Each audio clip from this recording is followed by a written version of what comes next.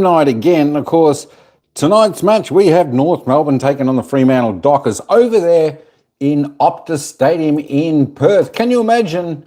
There we go. Can you imagine? North Melbourne selling their home game, and of course, over there at Optus Stadium in Perth should be a fantastic game over there. Of course, a game that we are pretty much expecting the Dockers should win, but it's going to be a great game, and a game that North Melbourne can't be taken lightly. It should be a fantastic game. We're going to head down to the commentators in just a moment. Just before we go, 3 minutes out before the game, let's just have a little bit of a look at the ins and outs of all these players today. So for North Melbourne, Callum Dawson is coming out. Charlie Comden is out. And, of course, Robert Hansen Jr. is the sub. That is it for the Fremantle Dockers. Well, they are unchanged. Unchanged in their lineup today, folks. No ins, no outs. Of course, Nat Fyfe is the sub, just being managed, so he is the sub.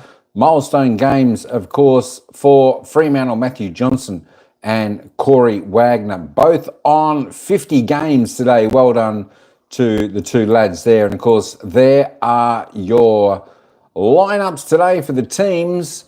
We're going to head down to the ground in just a second. We'll listen and see what the commentators have got to say before the start of this match. Only 2 minutes away. Should be a fantastic game. Welcome in, everybody. Thanks for tuning on in. As I said, it should be a great game over there. The weather looks pretty good from far as I can see it over there in Perth.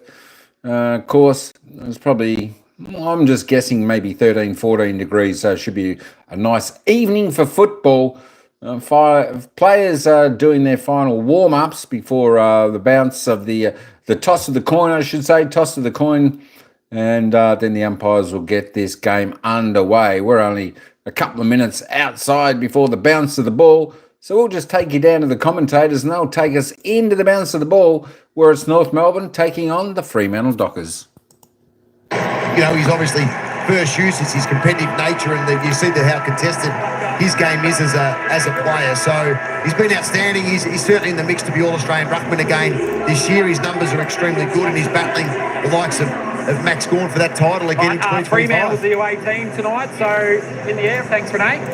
Fremantle, the away team tonight, get the call. It all feels a little bit back to front with the Dockers playing an away game at Optus Stadium. Josh Simpkin wins the toss of the coin. They've played 9 games here. The Kangaroos, they've won 4, they've lost 5, but they have won 2 of their last 3 here over the last couple of years. So they don't mind playing here, the Kangaroos. But Matthew Pavlich, you wanted to look a little bit at Fremantle's transition. Again, sometimes there's, I guess, some noise out there about how they play, and then here's the facts. So they're one of the better teams to transition the ball from their back half to score. Obviously, in the wet against the Gold Coast, it was very much down last round. But generally speaking, they've hovered around the top 3 or 4 in the competition. They get a lot of bounce off their half-back line. Jordan Clark is in tremendous form. One of the half-backs of the season, talking about All-Australian form, he's certainly in that vein of form. And they do get a lot of bounce out of there. So it's an area where North not only struggle themselves to transition the ball from their back half to their forward half, but they actually struggle defending that transition ball movement as well. So an opportunity tonight. Well, it is. It's huge. You look at what Brayshaw, Clark and Sarong did in their last outing, 87 disposals between the 3 of them. So we know Elder you can compete. Wardlaw's an absolute competitor. Sheasel's a ball magnet with McCurcher. These guys, Powell's having a pretty good season for the Kangaroos and racking up some nice numbers. They have to match them inside, Pat. They have to be able to win the inside, but then block the outside. Don't allow that outside run to occur. And if they do that, they'll stay in this game for a long period of time, the Kangaroos. And we know, we've seen throughout the season so far, when they hang in the game and they're thereabouts for the majority of it, they have got the ability to push themselves to victory. And having a week here together, no doubt that would have galvanised them. They would have spent a lot of time together to make sure they're ready for this huge battle. We are ready to go. The North Melbourne home game. Let's see how much support they'll get here playing in WA up against Fremantle. Round 14 action. The Dockers off the bye. The Roos off a good win in Bunbury. They got the 4 points against the Eagles. And we are underway Saturday night in the West at Sherry. And Jackson taking the first hit out in there for Freo. Bolton up in the midfield to start things. And Sarong took a hit in the middle of the ground, but getting back to his feet. Dockers will win it away out of the centre to start. Clark with the driving ball up towards Tracy. Who had good body work opposed to Pink. And then the kick inside 50. Connection, brilliant to Voss. And the tall forwards for Fremantle. No combat out there tonight for the Roos. Will just be thinking they might be set for a big one. It's great work from Josh Tracy. The body work to get position. He was actually out positioned and then really thrust his body in the way. Pat Voss, the energy maker for these Docker team. He's just so important. He's been so impressive across the last month. Kicked 3 goals, 7 across his first 4 games. He's kicked 7 goals, 4 across his next 4 after the suspension. He's spoken a lot about what he brings to Freo in terms of energising them, but he misses one there. He would have liked to have kicked. Yeah, the other one to watch in that first centre bounce, Josh Simpkin came running off the line and almost old school fashion got Caleb Sarong, Jono. So that's an interesting watch. Yeah, it was. It's fair. Don't see that too often these days. We'll keep watch on that. Sarong's had plenty big numbers against the Roos in the last couple of matchups between these two sides. It'll be Sheasel out of defence. Chapman in the road. Yeah, it's well read. Heath Chapman just reading the cues, rolling off his man. Outline to Johnson playing game number 50. Dockers playing in their stealth jumper tonight, which they have done on a few occasions over recent seasons. Bit of a fan favourite as Brayshaw sends it inside 50. Voss there, but Logue, the former Docker, certainly put a little bit of extra emphasis on that one to send it over the line. Great spoil, wasn't it, Jono? Yeah, they are. They're looking to generate a bit of speed, Pat, on the ball. You can see that with no Charlie Condon tonight. Looking to expose Pink and Logue and these guys. Dawson into the side. One-on-one opportunities against their direct opponents. All the territory going the Dockers' way early. Sherry there with Jackson. Reed, dangerous this situation. Amos in there.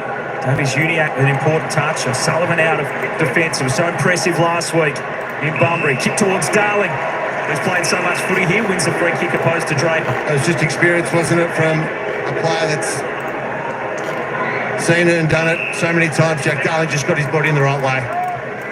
Marker, not 15. She's all run down. The trademark Brayshaw tackle from behind. Now Bolton sends it up the wing. Reed's got the footy. And then Andrew Brayshaw, we've seen it so many times from him. That hard work rate and caused the turnover. Just his trademark, isn't it? Each and every week, Andrew Brayshaw runs as hard back to help defend as he does forward. Murphy Reed pokes it towards Frederick. Knocked it away from McDonald. Daniel at the spill. Powell out for Stevens.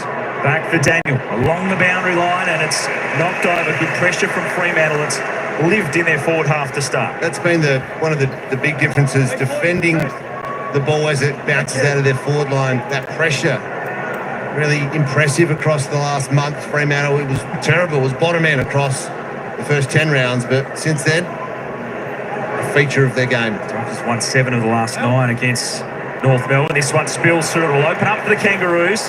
Davies Uniac, long ball into the path of Larky, who just couldn't stretch to take the mark, but he won it back to Zerha, who kicked such an important goal late last week. He just overcooked it there. Inside 50, Darling going to ground. And we'll get a ball up. It's dangerous when they get it in the corridor like that, though. Davies Uniac, really sharp in that last stoppage.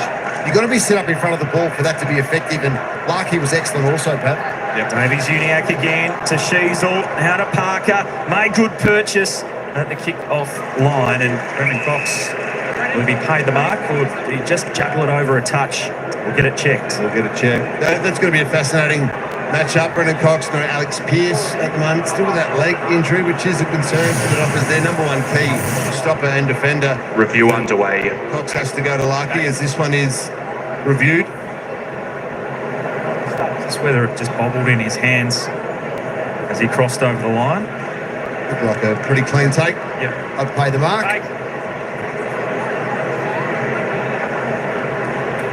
Should be no score, I think, to Kangaroos. That side on angle is going to be the one, isn't it? But Review like complete. clean take. Looking at this angle, we can see the ball is controlled before crossing the back of the behind line. Decision on scoreboard.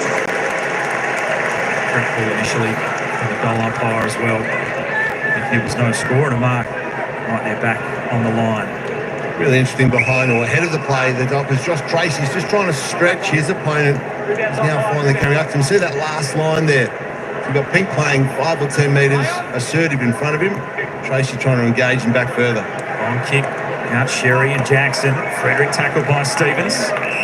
That's what's important for North Melbourne, to hold this ball up and put pressure on the second kick that may come from this half-back sort of position for them as a football club or for the Dockers. Sherry down to Simpkin. Davies Uniac. Zerha, one hand. Chapman knocked it away. And then Ryan is claimed in a tackle.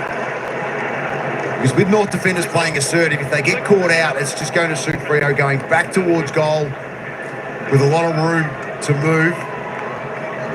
Jackson and Sherry lock up. Brayshaw. You try to get it out of there, it will be a stoppage. They've started well around the ball, North. That's 4 clearances to 1. Just wonder when Darcy's activated here. Sherry with strength and the follow. Be held up. And I think that's when they like Sean Darcy when he is up against the bigger types, and Sherry obviously is that against Luke Jackson. Jackson got his hand to it. Davies Uniac's been busy to start this one. Kicked down under 20 disposals last week. McKercher, and a kick just a bit shallow. And Switkowski back helping out. Not much ahead of the play here. They've had to defend the last couple of minutes, and so while their forwards have released back now, they don't have a huge amount to go to. North are defending the ground well. Chapman in short. Too much on it for Switkowski. Davies Uniac did well to knock it down. Sheasel, Powell, McKercher, Davies Uniac. Work it by hand to Powell, who tumbles a kick in. It was a tough one to trap. Clark attacking it. Wrapped up well by Stevens. And we didn't move too far in that whole passage of play. We'll get another stoppage. Had a good couple of minutes here, North Melbourne. Bit of territory, locking it in. Good pressure. Nipping in their forward half. Powell tumbles a kick inside 50. Zerha was there. Parker, Curtis. Sarong's got him. It is a strength in their game, Jono, the clearance battle, so very much in the top 3 or 4 in numbers. Brayshaw clears it away. Logue was in a wrestle with Amos.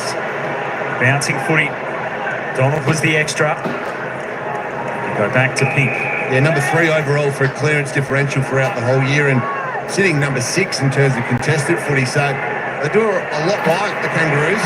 Daniel never too panicked. He took the contact from Tracy, but delivered the kick wide to McDonald. They've had control of the last 5 minutes, Pab. You're right. They just need a reward. They need that score now they need to be able to convert an opportunity that they get shortly. McDonald down the line. And then Cox hands to it.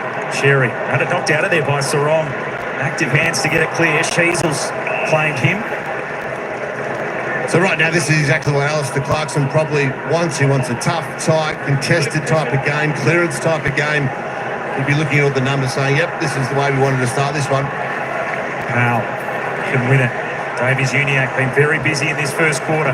Stevens back to Davies Uniac. He wasn't expecting it. There's a tight space. Sherry will take a relieving mark. Darcy into the action. McDonald, they can pump it long. Inside 50, high ball, Zerha at the front, Darling at the back. Fisher was waiting for it, Ryan pinched it. Warner missed it. Zerha, North Melbourne still a chance. Sheasel wants an option. Just pokes it high inside 50, Larkey. Brought up by Draper, stood in the space.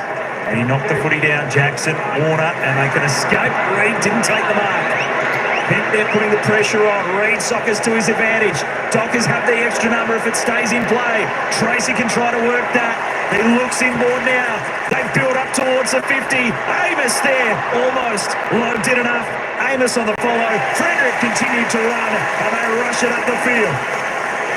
Well, that's great play, isn't it? Good transition from the back half, and Jai Amos, the kick actually was a beauty from Tracy. He could have handled, but he drew the leading forward here, and Amos did wonderfully well to, one, make the contest, and the gather and the classy left foot snap to the hardware running Frederick, who was right up across half-back. He's averaging 1.4 goals a game, which is equal to his best season when he kicked 26 back in 2023. Michael Frederick, this time he puts it across the face, and another behind to start this one. Just a missed opportunity, but Amos was brilliant in that passage, because Frederick had bolted forward. He had every right to as well, but Amos had to be clean in the contest, off the spoil, picked it up beautifully to allow Frederick to stay where he had positioned himself nicely inside forward 50. We talked about Davies Uniacke a couple of times already, perhaps up to 4 clearances. Huge number. Now we see some run from McKercher. And it burns off Tracy. And some good drive to half forward. Brennan Cox with a punch away. Draper trying to take them on. Caught holding the ball. Wardlaw with a terrific tackle, and he goes quickly inside 50. Lucky almost. Darcy back there helping out like a key defender. Punched it away on the spill. Davies Uniacke again. Now Fisher looked inboard. Thought goals. Hooks it back. Lucky in a good spot. Johnson helped out. Anfield down there too. It's ferocious footy right now. Good pressure from both teams. Yeah, well done to Draper because he's had a couple of nervous moments. Gave away a free kick early on Darling and then just got absolutely monstered in the tackle, but he worked really hard back to affect that kick. Darcy doing battle. Jackson is amid there, crunched in a good tackle. Curtis taking him to ground, wanted a free kick. We'll get a boundary throwing. It's excellent pressure from the Kangaroos. You can see there 219, 184 Fremantle, but their tackling's been strong, they're sticking. And that creates confidence.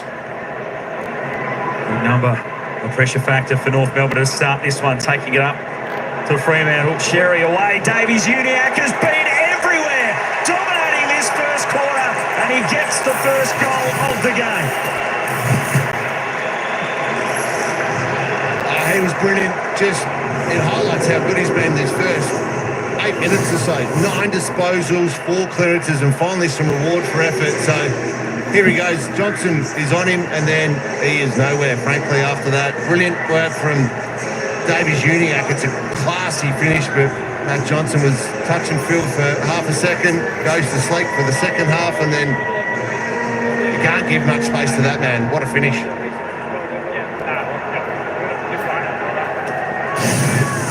That's excellent, isn't it, from the Kangaroos? LDU, what a start he has had to this game, setting the tone early in all areas of the ground. He's helped defence already. We've seen that through the midfield with some clearance work and now pushing forward to score. Some 18 disposals for him last week, and calls for him to respond. He's certainly done that in this first term. As the ball socked forward by Fremantle. Reid trying to put his boot into it. There's some pressure from McKercher. Darcy in there, Sarong. They break forward again. It's the blind kick inside 50, only favoured Load, who takes a good defensive mark. If you're Justin Longview or the midfield coach at the Dockers, you're getting out to Sarong or Brayshaw or someone, maybe Johnson it is, to say, hey, this guy's on fire, Luke Davies Uniacke, let's lock him down, otherwise. Kick out to Wardlaw. Otherwise it's danger zone, and it was a beautiful kick. Another one a bit down on his numbers last week in particular with the 9 touches. Did have 7 tackles. Know what he's capable of. Curtis to the front. Marked uncontested in the end. There was Dockers there. Curtis goes quickly inside 50. O'Sullivan drifting down. Ball off hands. Got some options. Larkey is tackled well by Ryan. There'll be a ball up. They've been off a bit, the Dockers defensively. 2 uncontested marks. So that's been their feature over the last month. They've really improved. Gone from 13th to number 1 actually defensively in the competition over the last month. But some concerning signs here. Kangaroos right on. Darcy knocked it down. Davies Uniacke again around there. Erasmus bumped off his kick. Constanti tried to feed it back. Stevens away. Fisher trying to get on that left boot. Hooks it goalward and scores! Kangaroos with the first couple. George Wardlaw, how good was that? He's laid a couple of big tackles already. The pressure he puts on inside forward 50 for the Kangaroos is outstanding. Great bump, body contact, Rio can't clear it. And Fisher, he had a couple of opportunities to score last week, missed them, makes the most of this one. That's a great snap on the left, good feed by Stephen.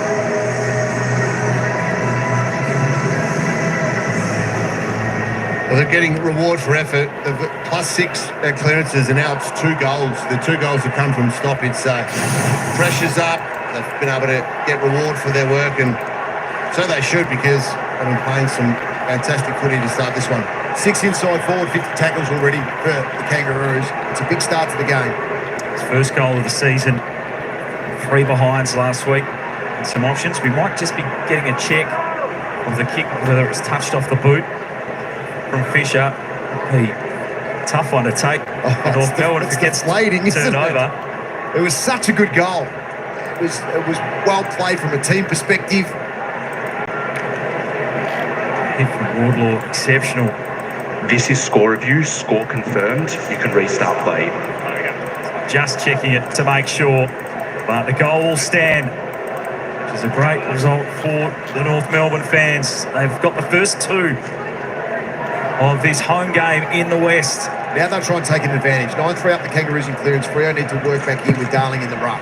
Darling goes against Darcy. This is where the two rucks from Freo could have the advantage. Darling trying to knock it away. Erasmus tackled high. It was good by Darling though. He's just trying to lock up. Darcy, you can see him there blocking his run. Not allow him to push forward. Go with him. Erasmus with the free kick. Questions being asked of Fremantle off the bye. Slow start. They've conceded the first two. There's Darcy inside 50. Knocked down. Sarong to Sharp. Banfield. He'll put it on the boot. High ball. Voss. Crunch. Bodies went down. A high tackle or a high free kick. Will come back. It was so courageous from all players, but Pink in particular, going back with the fight of the ball. So Voss has got the free kick here. So has he been pushed into the contest? Oh, it was high. There it is. Yes. Now from Dawson going over the shoulder. Great pick up, Pav. It was there, but the bravery from Pink was just, as you called it, Jono. The boss gets an opportunity and they need this one. Kangaroos have got the jump in this first quarter.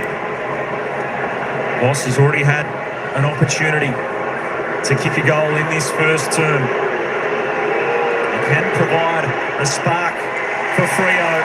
He can be their energiser, and he's got them underway. Just goes to show sometimes when you put your body in the right position, Erasmus did it in the midfield. He wasn't going to get out of there cleanly, and he may have given up a free kick in the end.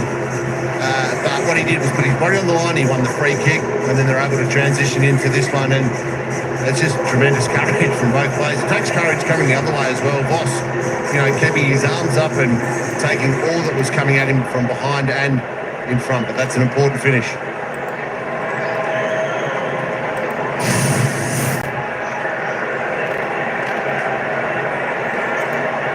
Patrick Voss with the goal, really locking in a spot in this team this season. It's his 16th match tonight. Formerly spent some time at the Bombers. Darcy in the ruck. Brayshaw stood up in a tackle. Back to Darcy. Now Erasmus. They can burst out of the middle and drive it inside 50. Amos with a big shove. And it'll be a free kick to the Kangaroos. Just arms around Logue. Just had the step on Amos and he was just trying to body him out the way, but a free kick there, well positioned by Logue. Former Docker. Send it out to half-back. Draper with the punch. And Sharp will be held up. Okay, so now you've got Sherry and Darcy going to this one. Sherry's had his quick break, but can they get some advantage again? They've been able to peg it back a little bit, the Dockers, but still in their favour, the Kangaroos. Wardlaw working hard. And Stanley able to get it out of there. Simpkin for Powell. As they run it around the boundary. Ryan had front position, but over the back, it's a terrific mark. And look to go inside 50. Parker sent it into the hot spot, but Fremantle's well set up. Kangaroos caused a spill. And a high contact free kick. We'll go the Kangaroos' way. Zerha's in some trouble, but Sheasel's going to get the free. There's been some big collisions in this first quarter already.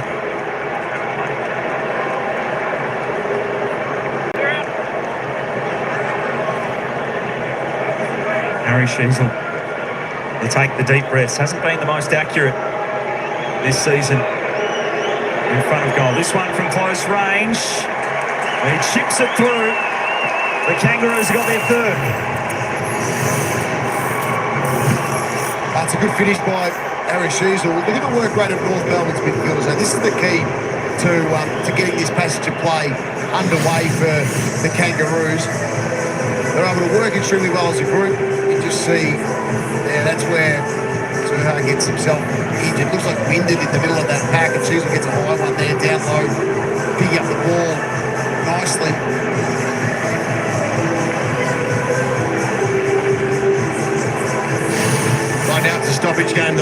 3 goals have come from stoppage at some point. So Fremantle know how important it is to their game to get territory. Comes off the back of their work, but they're playing a team tonight who rank right up there in the competition. It is game on. Had a good first quarter, the Kangaroos. It's Jackson knocked it down, but it went straight back to Sherry. High ball inside 50. They compete again. Ball hits the deck, crunching through as she's all Constanti and holding the ball to call. Must have got the handball away well enough. A quick whistle, ball quickly up to the wing. Boss created some room. Wardlaw overran it. Reid was clean. Brayshaw, now Jackson. He can send them to the 50. Well knocked away by Daniel. Bolton with a pick-up with the one hand and then dancing his way through trouble. He always thinks the goals. He can put on a show.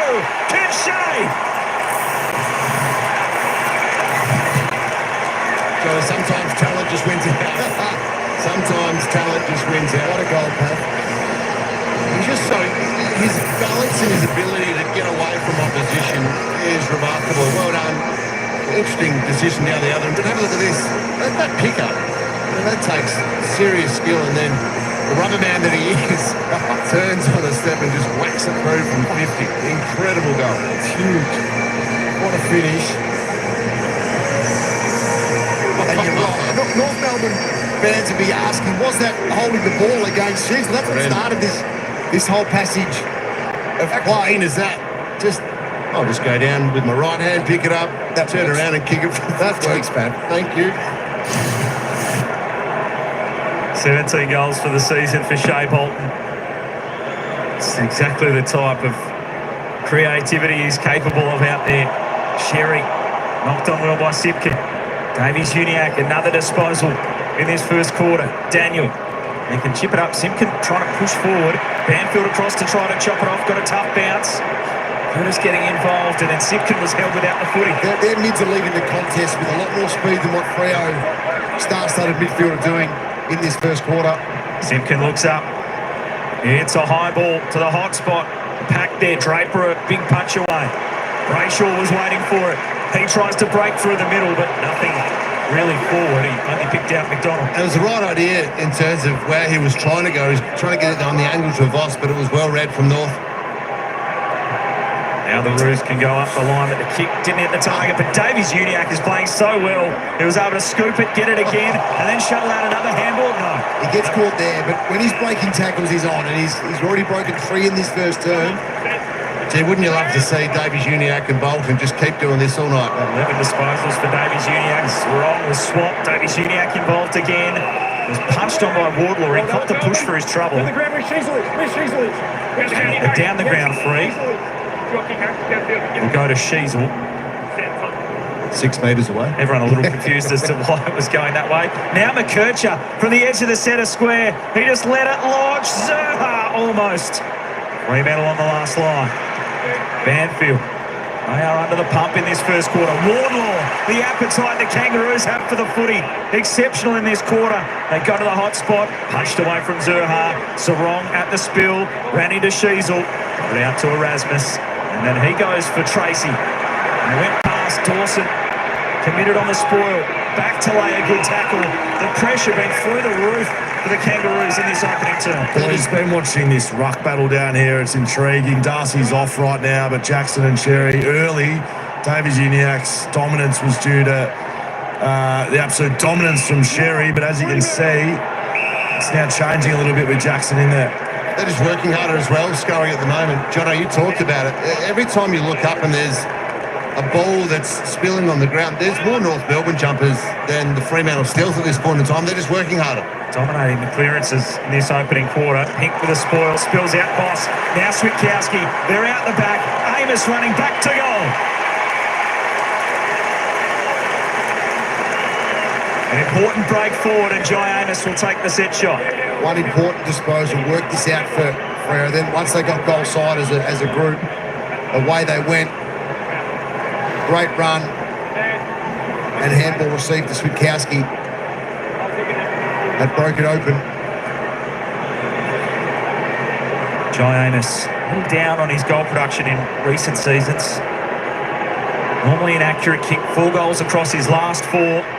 And that one he hooks across the face. They're off there for the Kangaroos. Despite North Melbourne's pressure and dominance at the clearance, that would have put the Dockers in front had he kicked truly.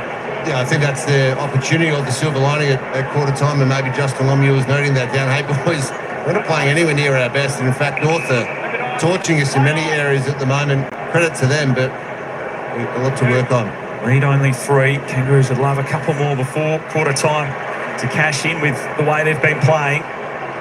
Amos Sherry just pulled him back inside the field of play. Didn't let him take it over and out. We'll get the stoppage with the ball up. Alistair Clarkson watching on. He's talking about the out-the-back scenario. They're playing high and assertive. There is no question of that. This one goes to Andrew Brayshaw. But the defenders are playing high north, so it's an opportunity to get him out the back.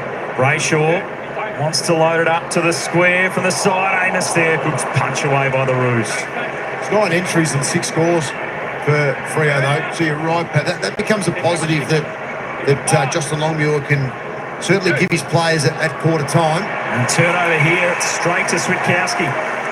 So a repeat entry for Fremantle. North Melbourne with lots of numbers back. So again, they just set it high for that tall timber. Knocked down Bolton. Again, so dangerous. But Davies Uniacke, brilliant tackle, wins the free kick. What a start. He's doing it everywhere. In particular around the midfield and the clearance battle, but we're not getting through that tackle shape. Monster first quarter from Luke Davies-Uniacke with 12 disposals. 4 clearances to his name. Clearly the highest ranked player on the ground. That's a dangerous kick. The defensive 50, but Sherry's now got it. Way to McKercher. Cruising his way out. Wobbly old kick. It hit a target, and Simpkin couldn't hang on to it. Touched the ball, was spinning towards him. Sarong goes back to the 50, and he coughs it up. Back with McDonald. Disappointed with himself. McKercher, you can see him in the back of the screen banging his head with his hand. But you're right, and he understands he's got to be better with his ball use if he gets those free opportunities running and breaking through the back half of the ground. Now to McDonald. Good run and carry.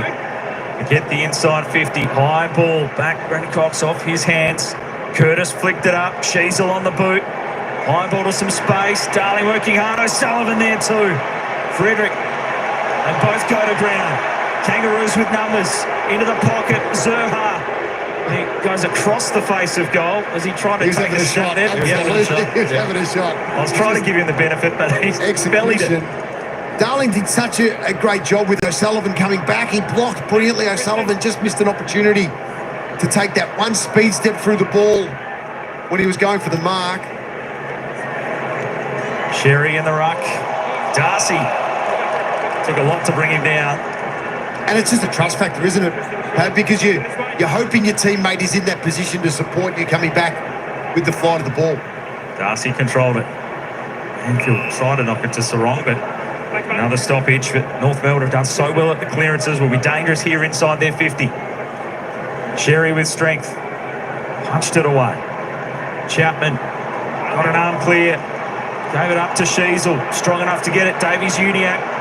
Fisher getting involved as well. They get it back to O'Sullivan with a quick snap. Not enough on it. And Brendan Cox will see it over the line. They look so threatening inside those forward 50 stoppages, the Kangaroos. They look threatening most places with their stoppages in this first quarter. They are schooling the Dockers at the moment in around the ball. We talked about Luke Davies-Uniacke. We talked about, not 15, that's almost 30. Well, I think it's just a rule, isn't it? If you kick it to the back pocket, it's not going to be paid.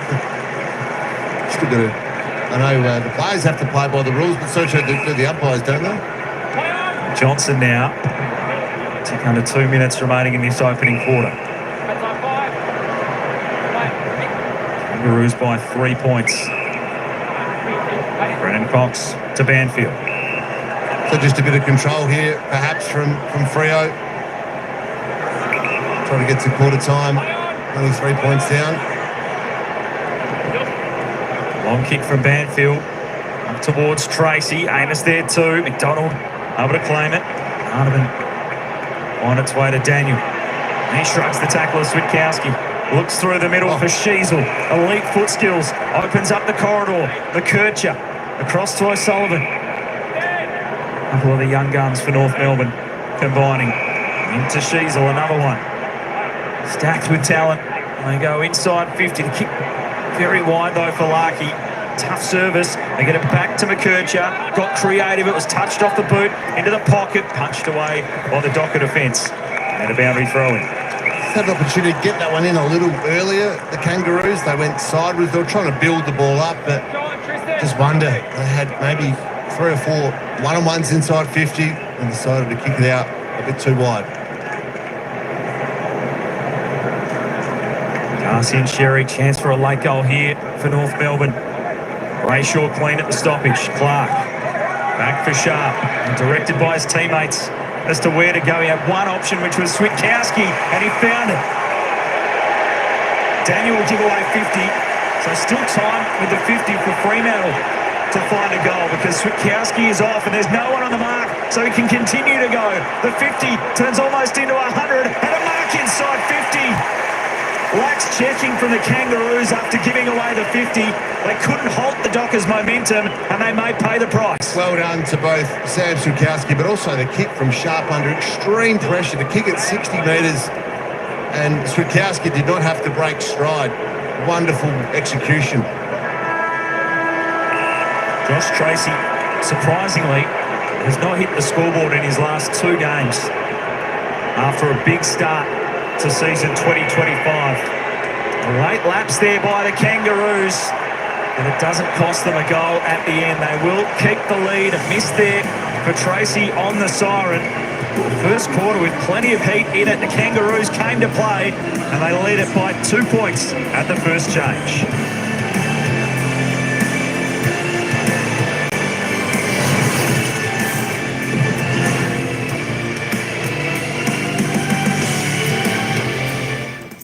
All right, folks, there we go. It's quarter time over there at Optus Stadium. And, of course, North Melbourne leading the way, 3-1-19. Dockers, 2-5-17.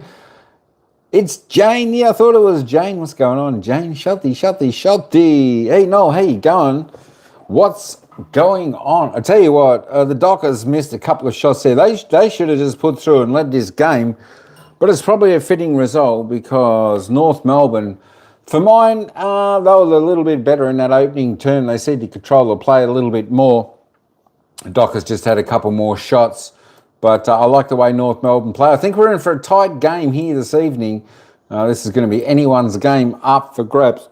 North Melbourne certainly have come out to play tonight. They look like they're playing a reasonable brand of football. Of course, they've sort of caught the Dockers napping, but the Dockers will come back. And come back well. Of course, the crowd out there this evening is probably around 30,000, so I don't think it's an overly big crowd.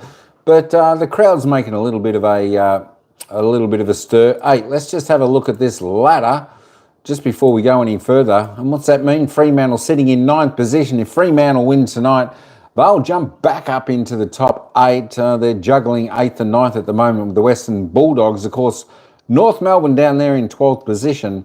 It's all about getting their game plan right, getting connection right with each other, and doing it week by week, and probably looking forward to next season. Fremantle, yeah, absolutely. Fremantle were still on the bus early in this part of the game, Eddie G. Absolutely, 100%. North Melbourne came out running and left Freo flat-footed, but Freo responded quite good.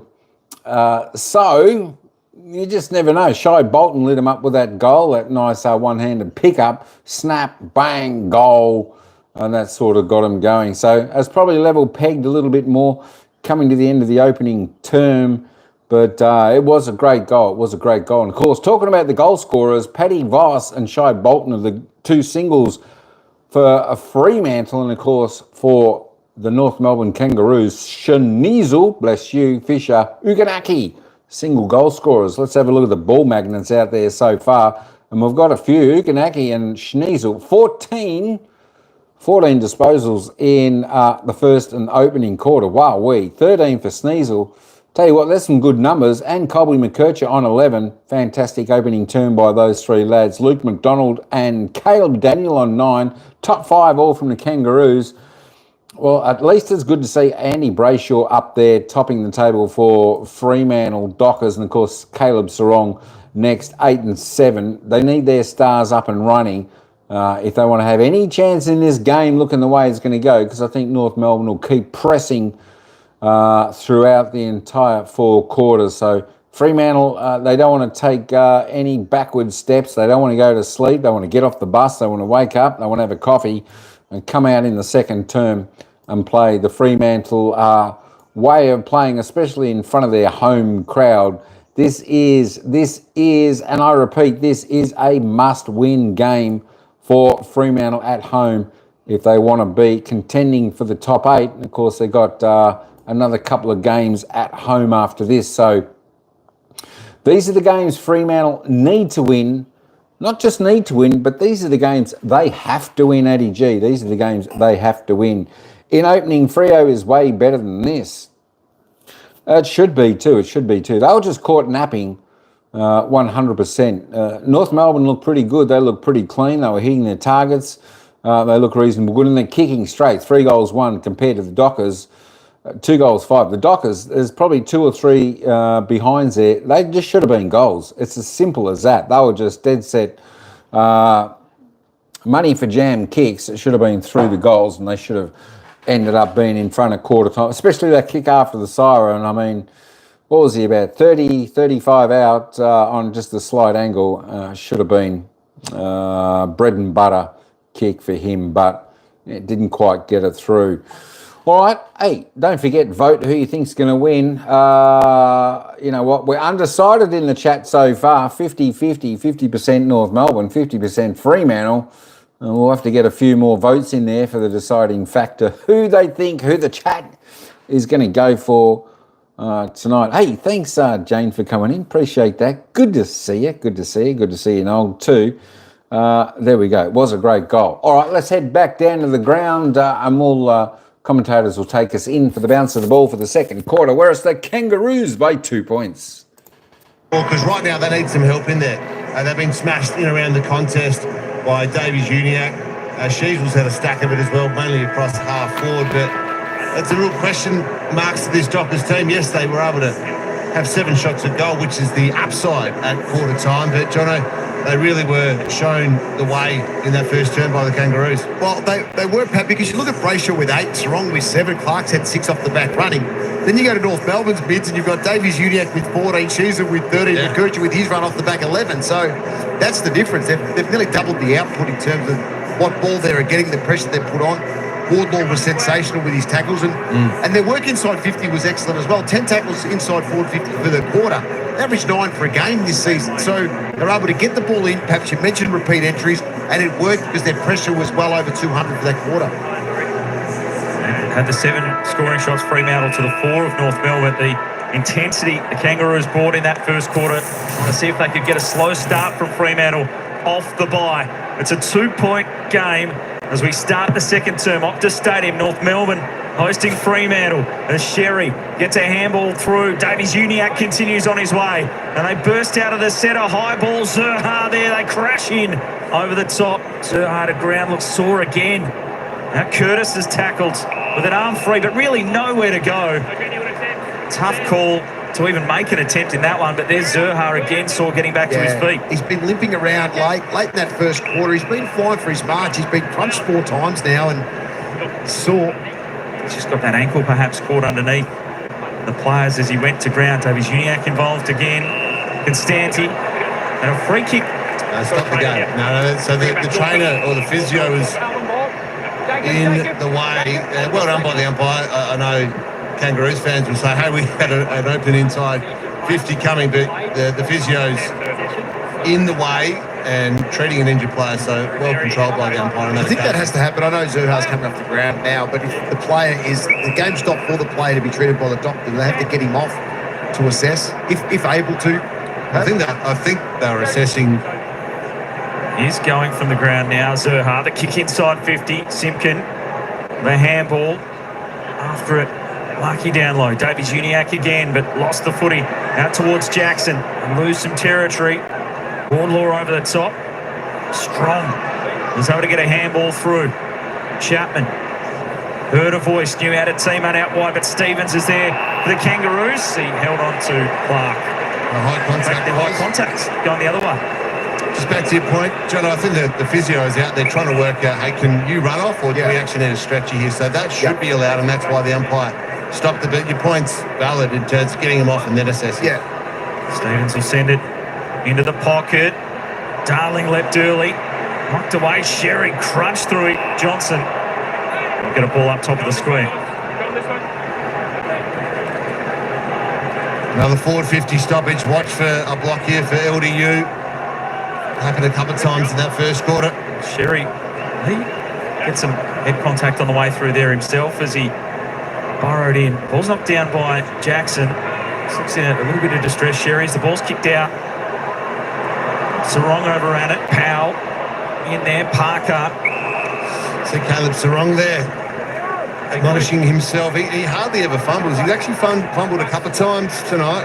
Just a bit off that break, just the bite, just not the sharpness that we normally see for him. Sherry continues in the ruck. Knock to the nose before Sarong. He played at that time to Clark. Dropped the footy, but got a high tackle. Boys, it's just started raining down here, so don't be surprised there's a little bit more fumbly footy coming up. We'll keep an update on how heavy it gets down here. Thanks, Scully. Hope they're not expecting too much tonight. Wait to see as the game progresses, as it goes long up the line. Logue leapt early. Amos weighted down, and a release. Witkowski. They're out again. Fleet of foot is Frederick.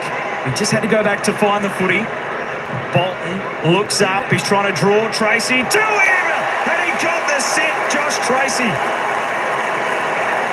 Well, you call for Bolton to get up around the ball, and he's had a couple of disposals already, one in the back half, and now that one bursting along the wing, getting involved with the passage. Worked hard to get over to support the contest, and a beautiful kick to the advantage of Tracy. Just sat it on Pink's head. Good mark to Tracy. He's got the 23 goals for the season, but he kicked 17 of those in his first 5 games. And then only 6 through his next 7 matches. He's looking to get back into some goal-kicking form, but it's not going to happen there.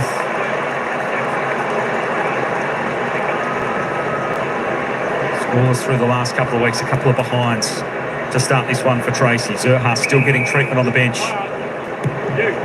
1 goal 5 from set shots. That was called advantage in the play on in the first quarter, that kick. Exactly the same, wasn't it? Exactly the same kick. Same distance, everything. Change the measuring tape at quarter time. Hold that meter. Hold the meter, thank you. Zerha. I guess they're allowed to make mistakes like the players, John. North Melbourne, disposal count certainly well in their favour.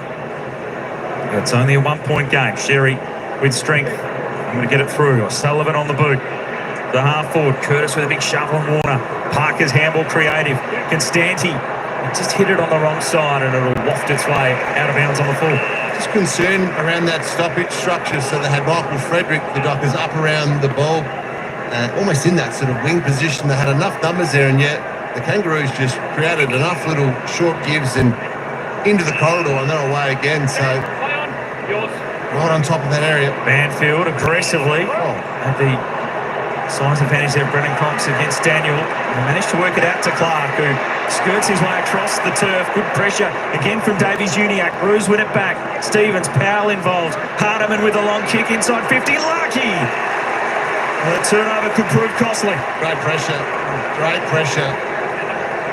Jordan Clark trying to take the game on, doing the right thing. It's the pressure from Luke Davies-Uniacke. He's doing everything tonight. Yep. 2 North players pretty much gave up on the chase. Davies-Uniacke was the one who puts his head down, finally gets a hand to him, causes the turnover. Now they're having a shot. Marky goalless for the first time this year. Last week, he is on the board, and the Roos got the first of the second term. Sometimes you do have to touch the footy to get into the game and feel good about yourself and then act defensively. Davies-Uniacke's been dominant in this game. 17 disposals. He's on fire. But this time it was the grit, the determination to dig in and just get a hand in there on Jordan Clark. And then when you turn the ball over there, it's game over for your defence. Well executed. Clark is good as well. just capture in the back of that when Larky took that mark. Caleb Daniels sprinted to LDU just to congratulate him on creating that turnover that caused the goal.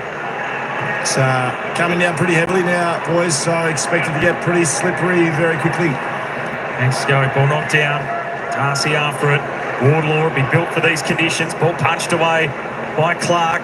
Bruce inside 50 again. Constanti controlled it initially. Spills away. Ryan had to attack it. Curtis has got him. He'll get a ball up and a bit going on too between the two of them. Ryan not happy.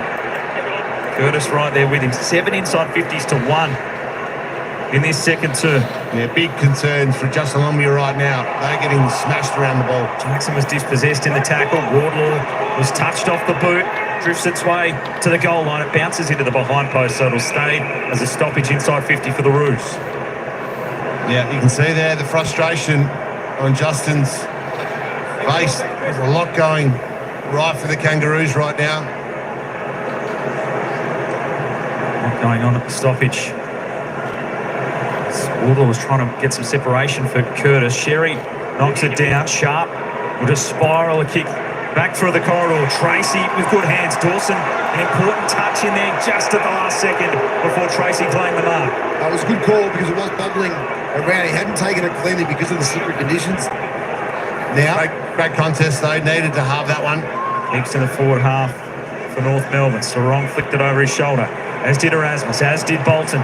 Now Warner in trouble. He had to hit that handball. He did. Otherwise the Roos were going to break. Clark, Long, Tracy, strength. Good body position there opposed to Pick. Now an open forward line with numbers streaming forward, but he holds and waits. He tries to pick out one. He does for Jackson. Patience a virtue, and it paid off for Josh Tracy. Patience is exactly right. So there were numbers streaming everywhere, and sometimes when you say that, it's like, okay, pull the trigger, let's get it moving. But I mean, great one-on-one contested mark to begin, and then, okay, that's still quick ball movement. Yes, composed, 2 or 3 seconds, and then find the right option inside 50. And Jackson drifting down inside 50. Hasn't spent as much time as a forward this year as he has. He's kicked 20 in each of his last 2 seasons. But he answers back for the Dockers with a goal. well, midfielder pushing forward hard. Perhaps that's not what it was on this occasion, because he was back at the stoppage and he was able to flow with the ball. Tracy creates another strong contest, another big grab. He's in the middle of the ground. He pops forward now and he goes. Once Tracy takes this mark, works hard, gets himself inside forward 50. Caleb Daniels occupied with someone else. The Kurcha can't go with him. Blocks the space. Didn't see it through. The importance of a big contested mark, but then just that composure, Jono, to allow those mids that you were talking about, they were working hard, Bolton, Jackson, etc. Allow them to get in the right position and then pass it in. It's interesting your role, isn't it, in defence? You've got McKercher there, who just stops and turns and lets his direct opponent at that particular moment stay uncontested. Erasmus taken high by Sheasel. They'll be able to get it away from this stoppage. Fremantle have been on the back foot. North have dominated the clearances. Darcy off that left leg. Long for Voss. Attacking, storming out of full forward. And stand hit the spill. Way now to Fisher. Tracy hunting after him with the tackle and punched by Clark away. He felt it back into his face for his trouble, but some more intent there from Fremantle. That's better. That's much better. Voss charges at that one. Tracy with the chase and tackle, and then there was Warner, Clark and Chapman there to close that exit.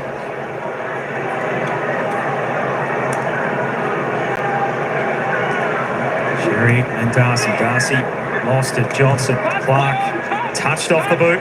Tracy, Pink, off hands. Voss, strength, defend, but not the finish. That tackle pressure. Bring back. Yeah, that tackle pressure tonight's been outstanding. 28 tackles to this point in time. The Kangaroos. One right on. game. Drizzling conditions at Optus Stadium. The punch down. Powell punches a kick out towards the wing. Right, they're wrestling with Zerha. Closed down by Constanti. They get a break. The Kangaroos. Fisher committed himself, as did Banfield. Warner. Ryan, good tackle again from North, sees it over the boundary line. A little awkward too. In fact, below the legs for a kick. Will go the way of the Dockers. Banfield wastes no time. Up to Johnson. Hit new marks, career highs in disposals this season. A bit more time in the midfield. Game number 50 for him. Finds Brayshaw. Feed it now. The other 50 gamer, Wagner, the former Kangaroo himself, sends it in, but ill-directed. And Pink can take the intercept.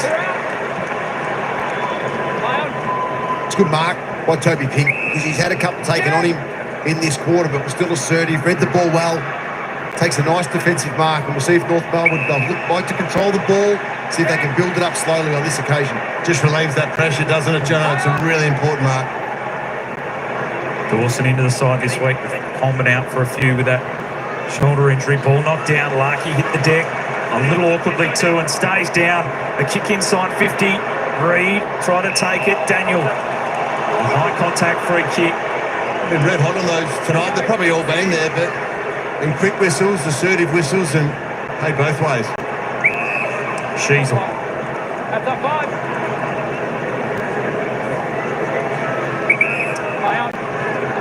To go long down the line. O'Sullivan there, Ryan with the punch.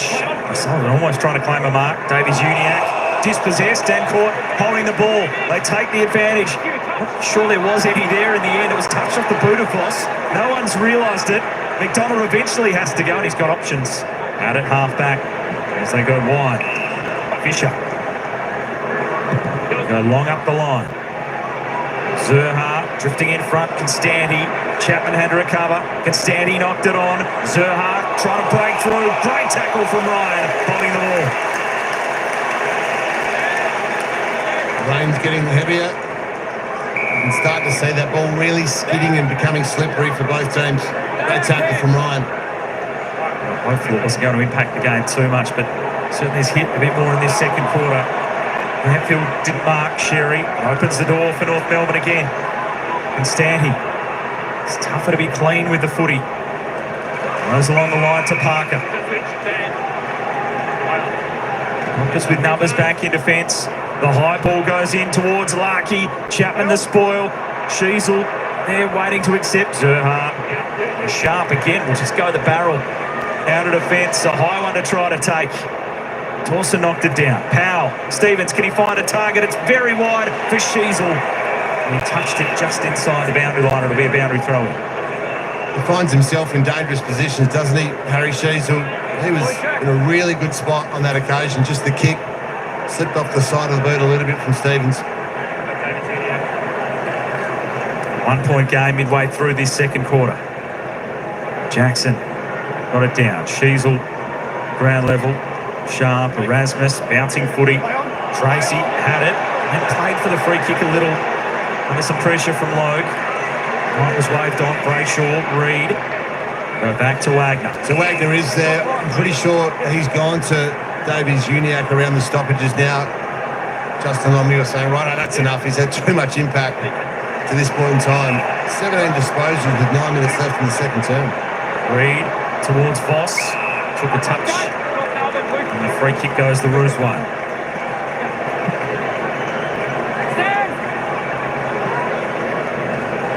Davies Uniacke with the 17, Sheasel 15, leading the way. The best for Dr. Sarong with 12. Yeah, they've had over 30 more disposals. Danger here, Frederick, aware of it. Hardiman just able to take it. And he'll go long, up the line, over the head of Zerha. Warner trying to recover. Good battle between those two. And the boundary line will win or go out of bounds on the full. It looked like it bounced. Honestly, it looked like it bounced. Sure, we'll get another look at it shortly, but Zerha, he's worked hard, he's tried hard, he's been smacked in this first quarter, he's been bumped and bruised, deserved this kick. Long ball into the pocket, off hands, and it will roll over and out. We get another look at that one. Looks like a bump ball for me. Yep. Jack. Kangaroos have got it in there, 450. Jack. They get some reward at the stoppages, where they've been dominant tonight. Darling going in the ruck, opposed to Jackson. Docker's ruck will have the advantage. He put it down the throat of Brayshaw. Darling on the follow was good to lock it up. Yeah, so they've got an extra player in there at the moment, Fremantle, but they did so well in that first quarter, and it's happened in the second, just the pressure. A few sets of hands, Sharp knocked it to Erasmus. Clearing kick, Hardiman underneath it. Frederick knocked it out of his hands. Sharp commenced. Sheasel was brilliant. Won the footy. He looks to the pocket. Goes wide. Jackson back to Banfield. He'll rush it over or be tackled. Is it holding the ball? Is it a rush behind? No, it's just a point. It's incorrect disposal. He's had prior, and it looks like incorrect disposal. It's holding the ball for me. Umpire said the ball's over the line, but yeah, they look like holding the ball every day of the week, Jono. Let's have a look. Our opportunity. Kangaroos very hard Dropped that time over there. the line. He's Let's hold the ball. completely dropped it over the line. Should have been a free kick to Larky on the goal line. He was furious it wasn't called. And time to get rid of it. Didn't dispose of it. Yeah, if there's Wagner, so hey, look, he's going to him. Wardlaw's trying to block for him, so definitely move there from the Dockers. Knocked down by Jackson. Shaw cleared a path. Simpkin Wintergrass was back to Jackson. Reed, Wagner. Long up the line. Voss or Tracy. They compete for it. Pink fighting hard. Tracy to Sarong. And his kick off the side of the boot in the slippery conditions. His possession back to North. He hasn't hit a target with his kicks tonight. Caleb Sarong, 5 kicks. 0 efficiency. Had enough of the ball, but he's had a bit of a fumbly night. Wasteful. Slippery at the moment, of course. It's tight and tough in the second quarter. Up the line they go. Darling was in front. Knocked down Stevens. Wardlaw showed the footy. Wobbles a kick forward. Make good contact between the legs, goes Ryan. Out to Wagner. Ran himself into trouble and will be holding the ball. He tried to split between the two Kangaroos and got caught. Now an open forward line. They want Larky wide into the pocket, but the kick is way too wide. Out of bounds on the full.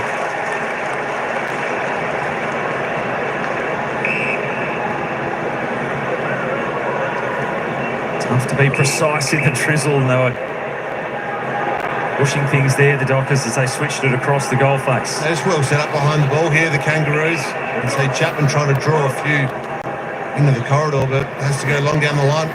The direction of Amos and Lowe. Test of strength.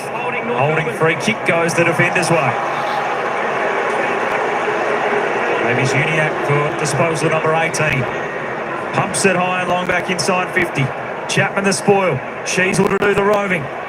Just trying to get it across to O'Sullivan. Knocked it. Fisher overran it. Warner, Sharp, was in behind Brayshaw. Hardiman couldn't take it either. It's a tough Sharon to hang on to right now. Yeah, the rain continues to fall. Just a fine mist across the ground. Still watching this ruck battle, boys. Tristan Sherry's been caught on the bench for quite some time this quarter. At the moment, Freo have got an advantage in there with Jackson against Darling. How to make the most of it just yet. Darling played it pretty well. Switkowski cleanly done to Wagner. A break here. Long ball. Up towards Darcy, who's pushed forward at the spill. Dockers have numbers and an open forward line. They just play it by hand. Voss over the top for Murphy Reid.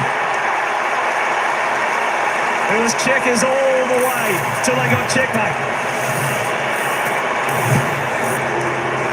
That's a great goal, Pats, because sometimes you can lose your head in that example. Amos is like, oh, hang on, do I take a shot? Who would I give it to?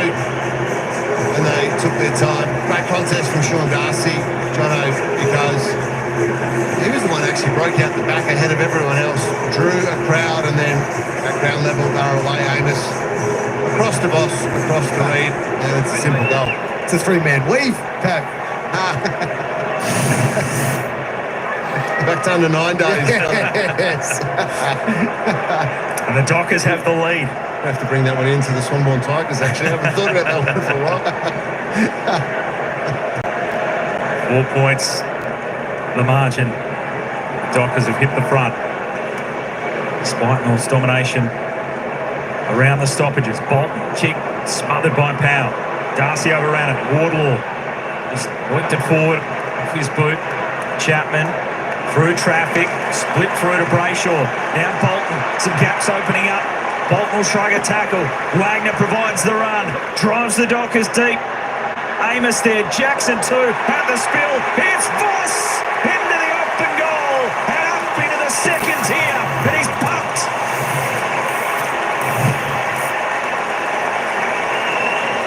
The Energizer Bunny for the Dockers. Pat Voss gets the crowd working out. It's just good forward craft from a key forward.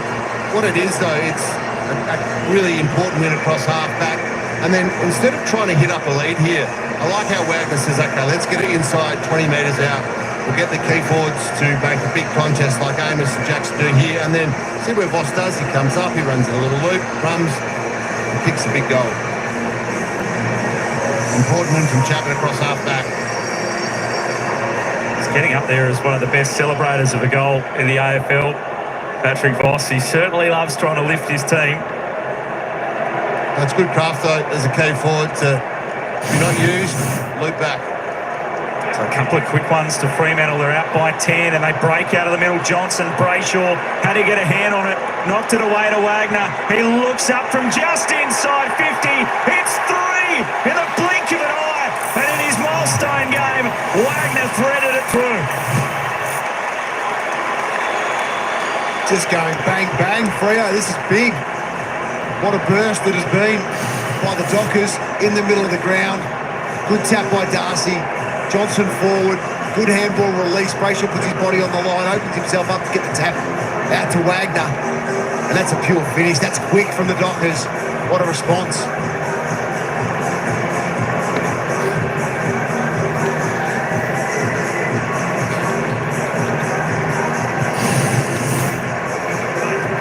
A change in the scoreline has happened in rapid succession. It's back on North Melbourne now, perhaps. They have to respond here. They've been good for the entire, for a quarter and a half. They need to get themselves back into this contest late. Last 4 going the Dockers' way. North out of the middle. Taken by Clark. Warner. Johnson. Chapman. Wardlaw's got him with a terrific tackle. Caused the spill. Parker took the contact and almost found Curtis. Banfield got back. Curtis shoveled it out the back. Up by Zerhard, and Bolton slung to the turf by Fisher. It's allowed to play. Stevens, he'll just send it long. The rain gets even harder. Zerhard went in the air again. Dockers with numbers. Sheasel there, but he's forced over. Zerhard just throws his body at every contest. Curtis a bit sore as well after that one, but he is so brave in the air. And you're right, though, it is back to North. So clearance battle in the favour of the Dockers in this second term, particularly around that centre square. They've been able to score pretty heavily as well. They've actually had 9 shots at goal now from stoppage, so it's back in their favour. Reading the clearances in this second term, Fremantle have turned that around in the last 5 minutes or so. Jackson went up, Logues there. Wagner went in hard, lifting after just kicking that goal. Bolton was clever with the kick. It was never going to be the 15, but it allowed them to get out and back into the path of Voss. Fremantle on the wet. They're on fire.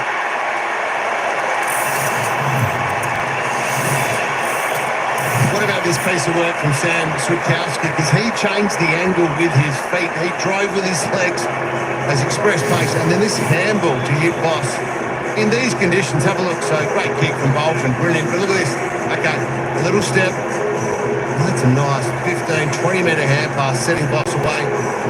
Who just snuck it in. That's a classy step and hand pass. Look at that. Oh.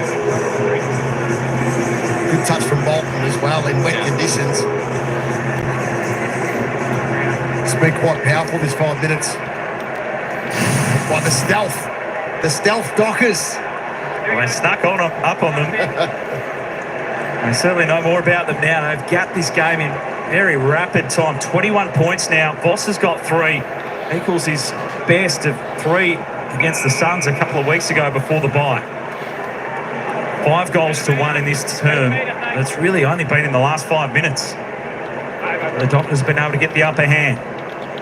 Darcy after it. Sherry. Kangaroos now a little stunned after that flurry from Freo.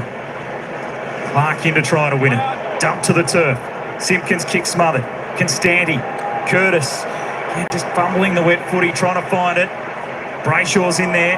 Chapman wrapped up. At a baller. Just need to be a light handball, light touch to Curtis. Just a little bit too solid, slippery ball, bounces off the chest as he was trying to come through with speed. Sherry in there, Powell. Good handball on the up to Wardlaw. Couldn't get past Erasmus. Now Stevens, back for Wardlaw. Able to get clear this time. On the boot, high ball. Larkey has to commit. Couldn't get to the drop. Johnson was in the road. Larkey able to gather. Wanted some support. Constanti. Over the top. Sullivan tackled brilliantly by Warner. And that's been a significant lift by the Dockers in this quarter. And tackling efficiency and intensity. Brennan Cox with a dance step. Brayshaw with a rare fumble. Can be forgiven in these conditions. Logue and Powell back towards the 50. Darling, Draper the punch. Simpkin. And then holding the ball to call. They're trying to keep some speed on this game because it's been really effective for them, the Dockers, in this second term. But maybe it's just time now to control just a little bit with, you can see the pressure, 222. Both teams right up above 200, but the Dockers have lifted that. It's a huge number. Now Johnson go up towards Darcy, who just fumbles it over the line. He's playing a fair bit more forward at times, you can see now. So Jackson goes forward, Darcy takes the contest. You can see on the screen how much it is raining. Surprised that there is so much around tonight, perhaps. The forecast was relatively clear, but it's landing right here. It's come straight over the top of the stadium. Ball's knocked away to Clark. On a high ball towards the 50. It spills over the back of the pack. Kircher, little boot, trying to get the pick up. He was happy to see it roll over the boundary. Get a boundary throw in. Got 152 remaining in this quarter. Wolves just not able to cash in on their dominance earlier on in the game around the stoppages. Fremantle have taken it away from them in the last 10 minutes. Out the back, Frederick was waiting for it. As the rain continues to tumble, Stevens just goes through the middle. Erasmus dropped it. Zerha can mop it up. He's got Larkey further afield. Out wide to the wing. He slides in, but he couldn't hang on to it. Now got some issues. He's bumped off it by Erasmus. The Dockers playing the wet conditions well. Sharp looks up. He overcooks the kick. Missed Brayshaw. Now Powell can look through the middle. O'Sullivan's got some space. Can the Roos find one late in this turn? Darling leads up.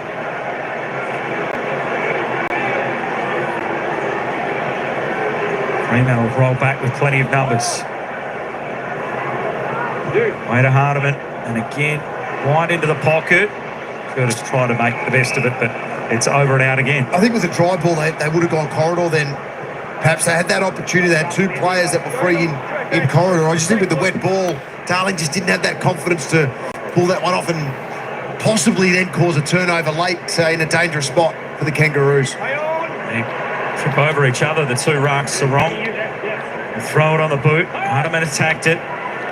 Roos have got it at ground level. Powell, McKercher, that left boot. It's a wobbly old kick in. Ryan a spoil. And a secondary one. Away Erasmus. They couldn't take it. Players losing their footing and losing the footy. He's slipping and sliding everywhere. Trying to get it clear. Clark eventually just tumbles it, but it's all North Melbourne. They've got time to reload. Perhaps one last chance to go forward. McDonald for Logue and wide. Bounce to be important here. Daniel after by Frederick, and a good kick in short to O'Sullivan. Crowd weren't happy with the distance. The seconds will tick down. A little bit of a mixed bag in the first half. I think in wet conditions you can let it roll. Be a little bit more generous. It was a ferocious 5 minutes from Freo, who completely flipped this game on its head. The Kangaroos were dominant early with the footy. They had more of it. They were winning the stoppages. They just didn't hit the scoreboard. And then in wet conditions, the Dockers were able to put a gap in the game. Back to analyse it all shortly. But at the major change, it's Fremantle by 21 points.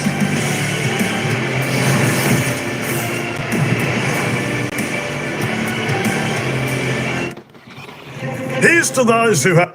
All right, there we go. Shouty game board just rocking in the house. Freo played the last couple of matches in the rain. I can't remember. Did they win those games?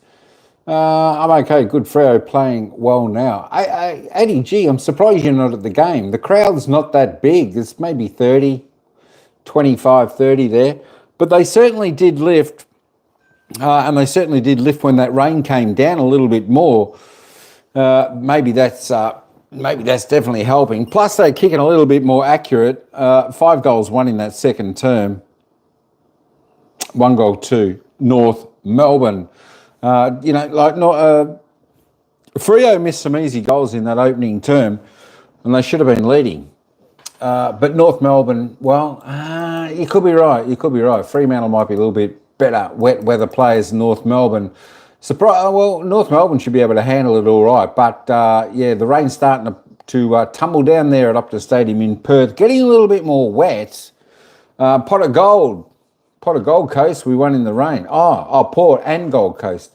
Oh, wow, that's pretty good effort then, beating those two teams in the wet. Gold Coast, I don't think the Gold Coast sees much rain unless they actually take a shower. That's the only time they see water coming down over their head. I'll stay cosy at home. Good idea. What's the temperature over there? I know it's 7 degrees here in Melbourne. I'm just thinking over there in Perth it might be about 9. Still a bit all right with the poncho on, but you can't beat just sitting at home in front of the heater, watching a footy. Fantastic. Getting on YT, having a chat with everyone in the channel. Hey, I wanted to say g'day to who popped in before. Chris Brown. Hey, how you going, Squire? Long time no see. Paul's not in. I'm Mike. That's Adrian, and of course Game Board is Tine. But Paul hasn't. I haven't seen Paul today, surprisingly enough. Let's just have a look at the player stats.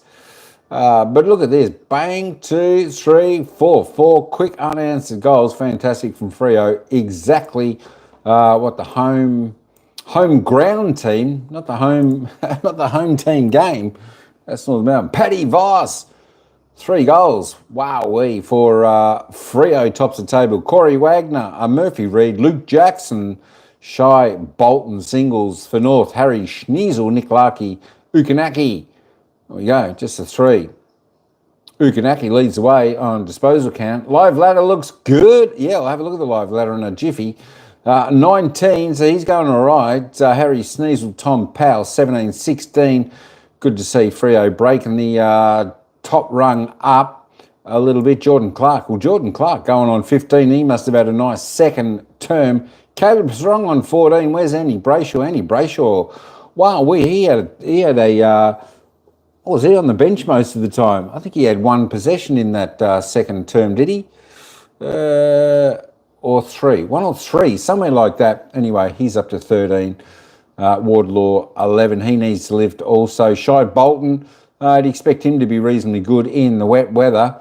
So I'll be looking forward to him lifting his game. Paddy Vosso, 8 kicks for the Dockers. He's kicking pretty straight. 6 kicks, 3 goals, 1. That's what we like to see. Straight kicking. It's not that's not enough for him. Just get your run up right, get your process right. Kick straight through the ball and you should be pretty good. There we go. There are your player stats at the moment. We'll come back. My gosh, where are we going? Let me get back to the summary for a second. All right, hang on a minute. Let's just head down. We'll have a look at the live ladder in just a minute. Let's head back down to the commentators and then we'll come back. How the game's played as well. But yeah, should be impacting your suit while you're down here, mate. Very damp indeed. Let's have a look at the halftime highlights. Thanks to Macca. I'm loving it because there are, despite the weather, some decent highlights in this game. And you kept a close eye on the ruckman and Luke Jackson in particular. Well, what they're doing away from stoppage, the ruck battle is what it is at contest, but this is Jackson and Darcy. So Jackson's not in the ruck here, but the reason he can press forward and play like this is because Sean Darcy has Tristan Sherry covered. Jackson pushes forward hard, damages the scoreboard. They've been tag teaming him all across the ground, so it's less about what happens at the contest. I think that's sort of breaking even, but around the ground they're one will play on him, one will go forward, and then one will get tired, one will go to the bench, and then really working him over. I reckon he's pretty exhausted at the moment, Tristan Sherry. And it's interesting as well because on the inside, North Melbourne, of those clearances are doing better, but Freo seem to be getting the better on the outside. Yeah, correct. And that's going to be interesting with this weather, how that changes things, because it becomes more contested and inside when it's weather like this. If it stays like this, I think both sides will be speaking about what they're going to do about that. We could see Jackson Moore as a ruck rover inside a bigger body with Darcy just churning around in the ruck. But both sides will be talking about that right now. I'm sure they will be. They're also talking about just the connection, Fremantle inside their forward 50, because it hasn't been a strength generally across the first 15 rounds of the season, but tonight they've scored really efficiently inside forward 50.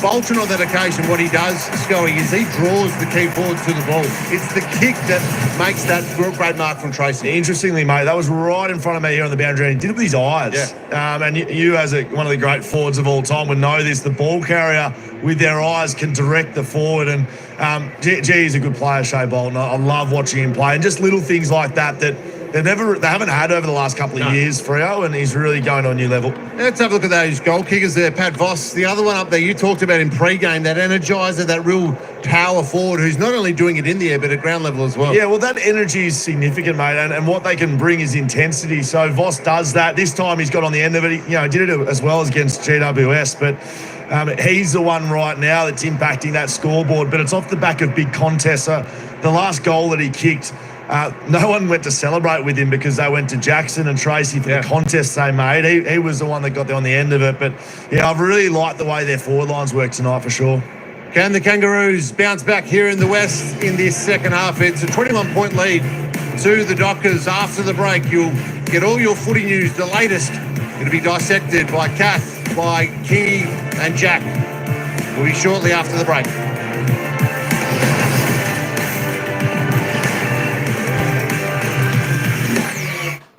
Here's to those who...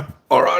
Geez, I was slow then. All right, let's go and have a look at the team stats. Eddie G, go and have a look at the team stats now. We've had a little bit of a look at that. Team stats, and then we'll have a look at the live ladder. So, North Melbourne, plus 24 in the disposal count overall. Fremantle, 7th. Well, there you go. We'll have a look at that in a minute. Geez, that's interesting. Plus 24. Of course, North Melbourne controlled most of the first quarter, a bit of that second quarter, and then it was just Freo late. Plus 11 in the kicks, 13 inside 50s, 33 inside 50s to North Melbourne. So they're going all right, but the Freo defence must be working pretty good as well, because only 7 scoring shots for North Melbourne's 33. However, folks, 24 inside 50s for the Dockers. Not a great deal, but the good thing about 24 inside 50 for the Dockers, we look up here, 13 scoring shots, 13 going better at 1 in every 2 times they're going in, 54% efficiency inside 50, 15. I tell you what, you got to make the most of your limited entries, and that's exactly what the Fremantle Dockers are doing. Free kicks, well, 12 to 15. It's not too bad at the moment. I think there's probably a couple of ticky touch. I think North Melbourne should have had a free kick right on the line, which would have got them an extra goal. The umpire didn't pay it for holding the ball, but that's just one of those decisions. I think we might see a few more free kicks coming, being wet. Let's have a look at the hit-outs and clearances. It's the Dockers by 8. Clearances, pretty tight there, all the way down the board, plus 2 to North Melbourne. Centre clearances all tied up. Stoppage clearances, plus 2. So she's pretty even in the clearance section of both teams. Contested possession, both teams contesting pretty well in this game. So both teams putting in a good effort, 75-79. Uncontested. That was just North Melbourne controlling that ball in that first opening term and a touch by about 29. Turnovers, well, 36 apiece. We expect it to probably grow a little bit. Pretty well talaga. Sana all game board, Sana all. There we go. Have a look at the marks. Well, a little bit down both teams, 33-37. As we're saying in the chat, folks, the rain's coming down. The ball's a little bit more slippery. Of course, a little bit harder to hold on to the ball. Marks inside 50. Freo doing it well for their limited time of inside 50s. And, of course, North Melbourne just a 2. Wowee. They've got a lot of work to do. Looking at the tackle count now. There we go, 42-30. They're plus 12 in the tackles. Freo need to lift. I know they did in that final part of that second term, but they need to lift their tackle count. They need to lift their pressure. This is where North Melbourne have really brought their pressure. 42 tackles so far for North Melbourne. 59 is their season average. So they've gone way above and beyond so far. And have a look at this tackles inside 50. Adrian, 1 to the Dockers. 1. Come on, Fremantle. They're lacking. They need to lift in this part of the game. 20 to North Melbourne. Wowee. All right, let's go for Adrian. There is the ladder at the moment. Of course, North Melbourne sitting down there in 16th. As I said, they're just a matter of getting their game working, etc. like that. Fremantle, though, sitting in 9th prior to this game on 28 points, 7 wins, 5 losses. But if we turn the live ladder on, let's see what happens.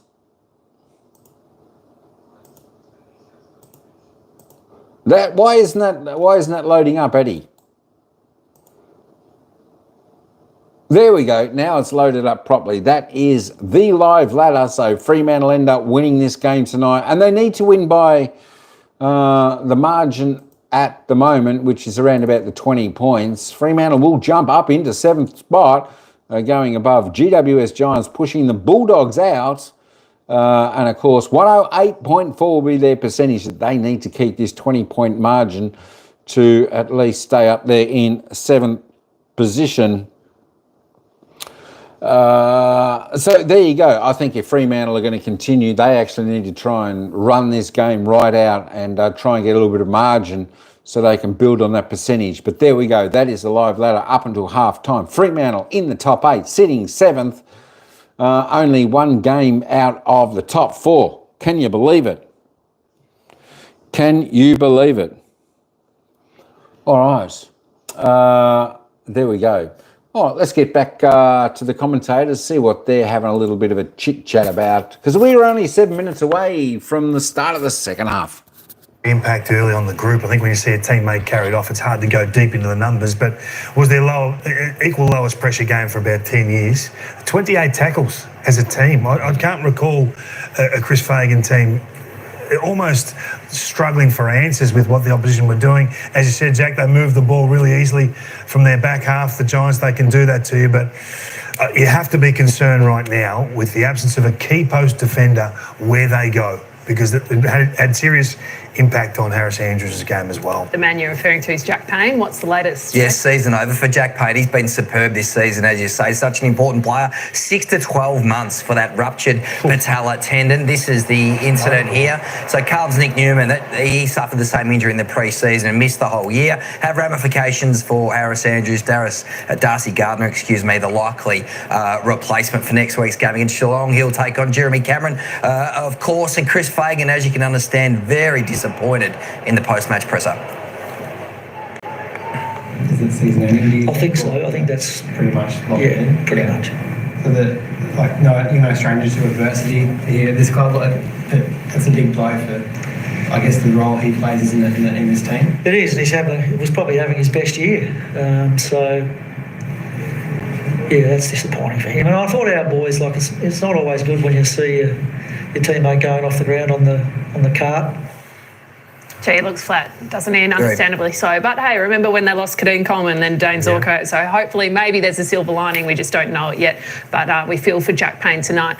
In other injury news, Sam De Koning, what's the go there? Yeah, he's got a shoulder issue. Hopefully this is much more minor. So we heard it in a contest in the second quarter, briefly played on in the third quarter before he was subbed out. So there you can see the hip and shoulder there with Will Setterfield. So the Cats saying hopefully this is just a minor thing. They took him off largely as a precaution. He does look in some pain there, so they'll have some scans in the next couple of days and they'll determine the extent. They'll take zero risks with such an important player over the next couple of weeks if he needs a spell. Plenty to talk about in the Saturday night debrief will be coming up following this game in the West. North Melbourne and Fremantle. We're going to head back to Optus Stadium next for the second half. It is the Dockers leading the Kangaroos by 21 points.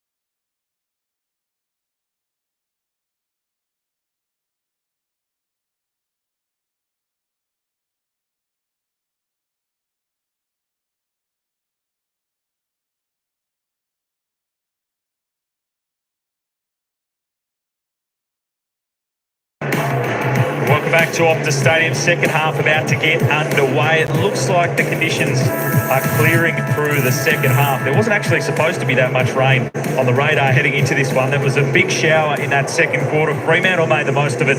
They lead it by 21 points. Brad Johnson, what do the Roos do from here, and who are you looking to in the second half? Well, we know it's around the midfield, of course, and that's where their strength lies, and LDU's been on fire. I just want to focus a little bit on Cam Zurhaar, because last week he was brilliant, and tonight he's been very good again in the air. He's actually had a fair dinkum crack in the contest. He's very sore, and that's why I'm sort of going to him as a player, because I think he's limping around a little bit. Maybe they changed his structure a little bit, maybe playing a little bit deeper because of how sore he is. But he's so good in terms of his confidence that I think he's got 2 or 3 goals in this second half in him alone, even though he is a little bit sore and ginger as a player. He'll continue to attack it. He'll continue to work as hard as he can. But you can see there, he's staying on the field for the time being. So he needs to change the way that he plays in this second half, in this third quarter in particular, to protect himself, but also stay involved in the contest where he might be able to snap 2 or 3 smart goals. Looked pretty sore there, didn't he? You see, he was just almost trying to test that lower leg or ankle, but for North Melbourne's sake, let's hope he gets moving. 21-point margin. It's the Kangaroos hosting Fremantle at Optus Stadium. Now home away from home game as the Dockers get the clearance to start the second half as Bolton gets a handball. Back for Clark. Sharon just ran away from him for a second. Sarong back to help, and now Bolton will chip up for Jackson. It's really the last part of that second quarter where the Dockers were able to just get themselves really going in pretty wet conditions. They kicked quick goals to snatch the lead and then run away to a 21-point advantage. Short ball, Johnson hit the turf. Ryan just able to slip the tackle of Curtis. Back to Johnson. They'll go back again. It's a shallow kick. This will test out Zurhaar and the strength in those legs as he kicks it long. It skids. That was such a golden opportunity for Cam Zurhaar to start. That would have been nice, wouldn't it, off turnover for Cam Zurhaar. But also Paul Curtis is the other one as well, only 3 disposals, and he's such a match winner for the Kangaroos. He's been in good form for most of the year. They've had a fair bit of ball down there as well, haven't they? 34 inside 50s to half-time versus 24 for the Dockers, so they've had a lot of opportunities. Ryan's long kick, we punched away to the boundary. Hasn't been all clean ball going in there for the Kangaroos, but a lack of supply for the Dockers, and yet they're able to, which hasn't been a strength for most of the season. They're ranked 12th for efficiency inside their forward 50, yet tonight going much better. Appearances have evened up since North Melbourne were really dominating that stat till about midway through that second term. Brayshaw taken high. So long in there with a little push. Big push really. Sherry to move him along. Jordan Clark had a massive second term for the Dockers as we have another look at this one with Brayshaw's head over it. Definitely a free kick there. 410 metres gained in these conditions. Tracy, strong hands. Presenting up well. Lost the deepest forward. He's got 3 goals on the night. He's equal best. And he'll send it long in that direction. Just trying to compete. Spills out the back. Amos knocked it down cleverly, threw the boot at it. Kangaroos scramble it back. Kircher didn't take it over. It wasn't under enough pressure. He had another option, so he had to kick it long, but that'll be insufficient intent. Could he have just walked it over there? Over the goal line. Goal line? Yeah, I think he could have. What do we? We've got a review, have we? Whether it crossed the goal line? Does it matter? Because he paid insufficient. We'll score a review. Oh, to score a review, yeah, right. So he had a bit of Review underway. Did he really have space in that situation? Probably could have just Take it over. rolled it over. Review complete. Looking at these angles, we can see the ball does not cross the back of the goal line. Decision on score, boys. Just that movement of the hands is to have completely crossed over. Maybe he's just uncovered a way to actually get around it. Just swing the arms while you're running and make the ball go over the line. Just needed to move it just a little bit more. And in the end, it's a free kick to Fremantle after the insufficient intent. And Warner will go backwards to Clark. All the 3 Kangaroos players are camped back in their defensive 50. Now Clark, a bit off the side of the boot, tees it up. Tracy competing. McDonald clearing. High ball. Larky was up. Knocked it down well. That's a ferocious tackle by Sarong and wins a free. Buried Parker into the turf. This one's on number 16. Get another look at it. The kick goes in off the hands of Voss. Stevens down there. Sherry helping out in defence. Darling, good hands. You can see his eyes darting inboard, not much ahead of the play. Parker trying to drag Sarong forward here. Freo fans not giving any love to a former Eagle. With the jeers in the crowd as ball socked away accidentally by Davies Uniacke, or was it? Insufficient intent in the call.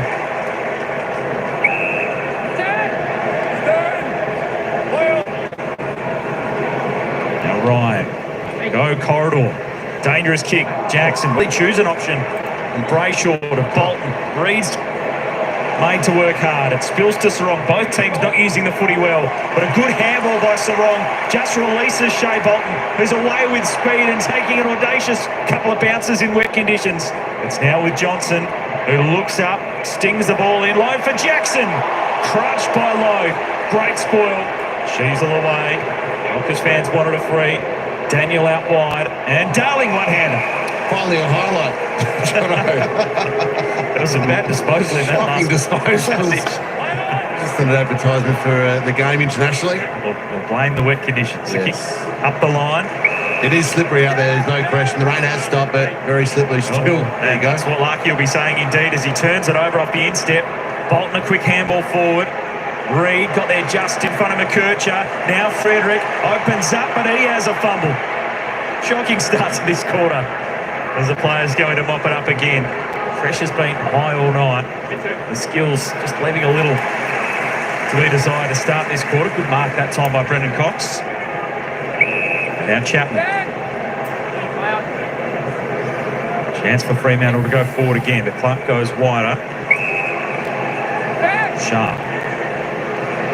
A bit starved of the footy in recent weeks in terms of disposal numbers out there on the wing.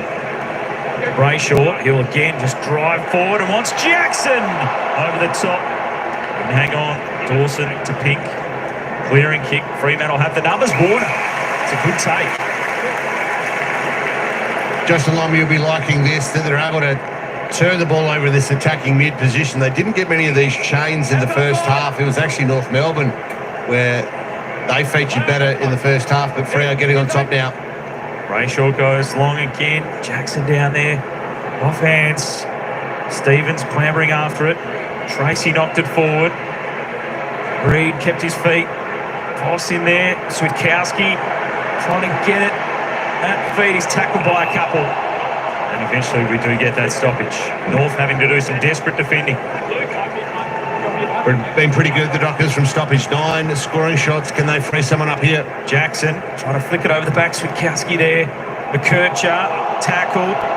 Lost it. Dawson didn't want to rush it. Now Powell can. He could have rushed it. Dawson actually could have rushed it. Just rush it there. You're under pressure. Tap it through. Inside the 9. Let him run. Let him run. McKercher to the back pocket. McDonald's. Now for Daniel. Stabs the pass well for the lead of Darling. Little roll. Wants to go. Wasn't sure of the first option. He goes for Larky. Big punch away by Chapman. Well taken by Fisher. He's always going to turn onto that left boot. He's trying to find an option. They go over the top. O'Sullivan back to Fisher. Breaking the lines. Breaking the tackle. Outside of the boots. And out of bounds on the full. Nick Larky with the aeroplane saying, well, try to have the ball at the top of the square, please. Would have to have been a handball, and it would have been tough. Would have been really tough. Yeah. Particularly in these conditions. Probably entitled Jono to have the shot there. I think so. Yeah. He set it up nicely. Looking for goal of the year, Pat. Might as well try and execute it. He's done all the hard work. That's it. Yet to see a goal in this third quarter. Up the line, Reed waited for it, Pink attacked it well. Ducks it away. So here's North's opportunity, really. In around the clearance. I saw the Dockers started to get back on top in that area and give them field position and territory, and then they're able to build that repeat inside 50 off the back of it and score. But You can see there Wagner going very closely with Davies Uniacke after his hot start to this game. Both rucks lock up. Sheasel on the boot. Floats a kick inside 50. It's knocked away from Larkey. Numbers here though for North. Good shrug and bend by Curtis. Was touched off the boot. Darling will take it. Ryan will take him. He's been unlucky, Darling. He's had a good start to this third term. Respect there. Lifting him up off the ground. He would have enjoyed that one. That would have been his fourth mark of the quarter. Darling, deep inside forward 50.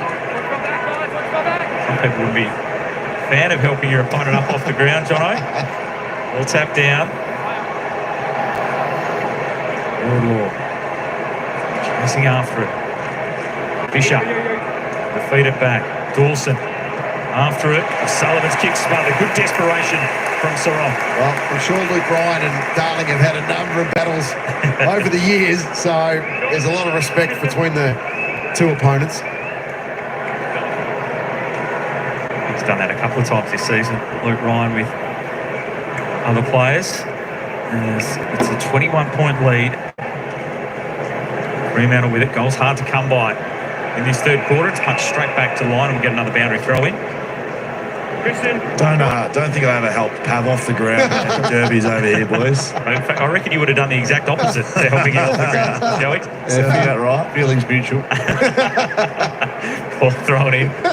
No love lost on the field or in the commentary box. Ball set inside 50. Curtis in front, claims the mark. And a chance here for the Kangaroos.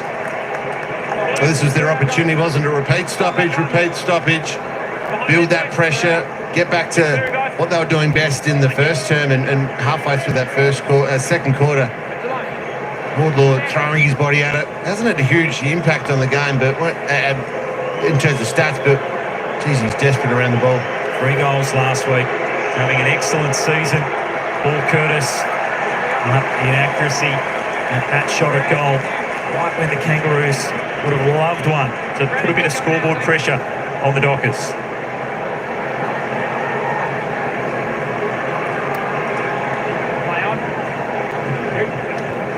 Clark out of defence. He misses with the kick. Come back in. Sullivan was very close there to encroaching on the mark and putting the hands up. Sometimes that gets paid a 50 if you do exactly that. Protected area.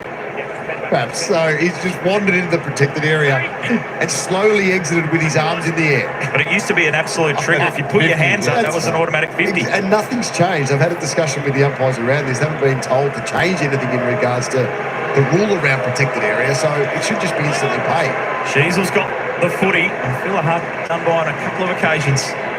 The Kangaroos. Ball knocked away. Erasmus. Tracy. Back there, he just hacks it towards the boundary line. It won't have the legs to get there, so Stevens a chance to collect. He got a stumble going though. Hardiman, they're forced backwards. Pink can take it. Throws it on the boot. Back inside 50.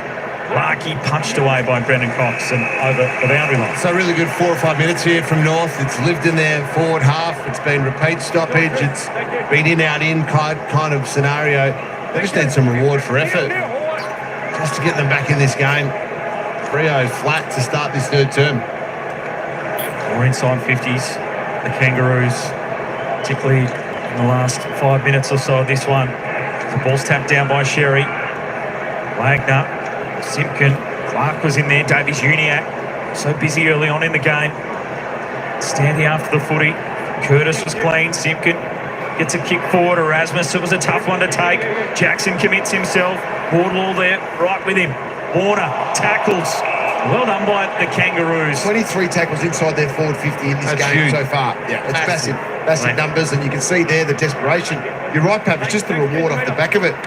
By 20 tackles in the first half inside 50, the Kangaroos, which is the most in a game since 2017. Big number, that forward pressure that they're putting on North Melbourne. Again, they need to translate it to scores. Please keep the meter again. Please keep the meter. No, you need to keep the meter as well. It's not me, it's him. That's what Tristan Cherry was saying. They clear out and go at it again. Davies Uniacke in there. Warner. Johnson. Clark. Fed it out. Johnson just able to get clear. Shovel to handball wide. He knew that Sharp was waiting there. Wants to draw the player to feed it to Erasmus. And along the boundary line, they work it. Trying to go back inboard, but good lord. Finding hard to get back. His 13th disposal on Sheasel.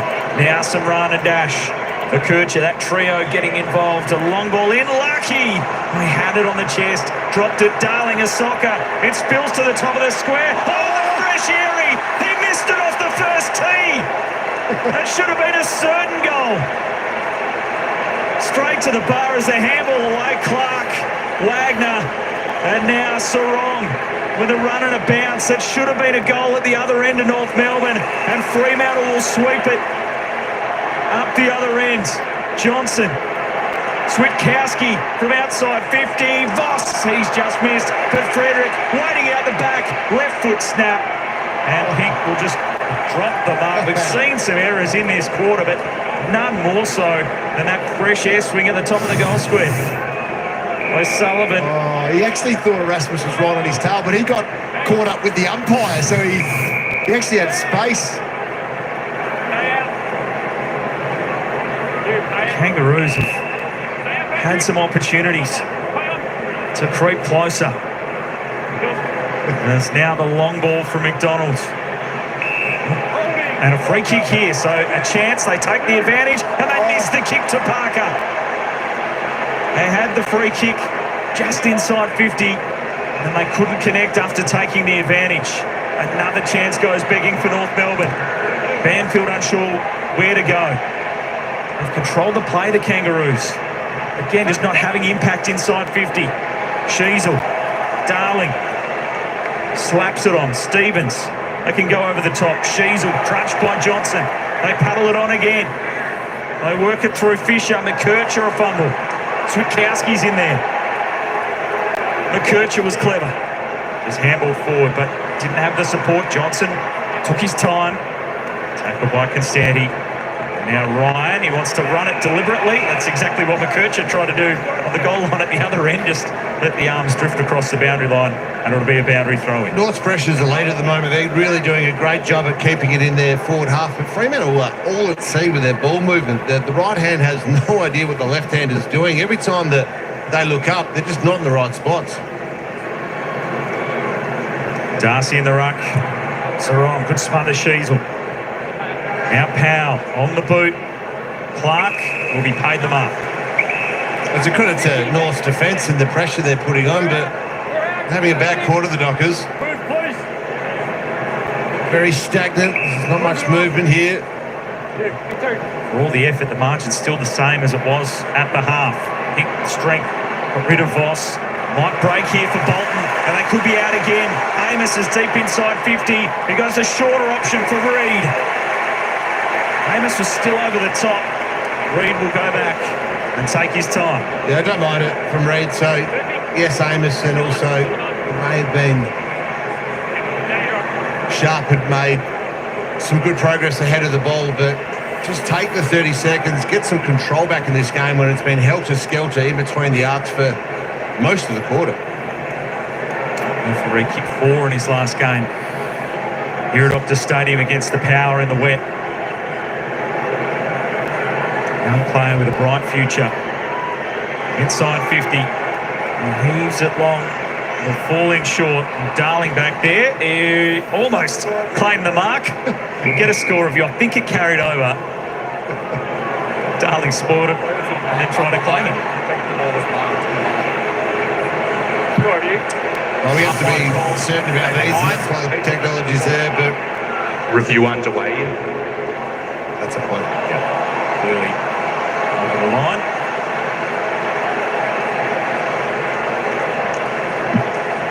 Sharp was ready to volley it as well. Good work by Darley getting back. Review continues. Looking at this angle, we can see the ball has crossed the back of the goal line. Position on scoreboard.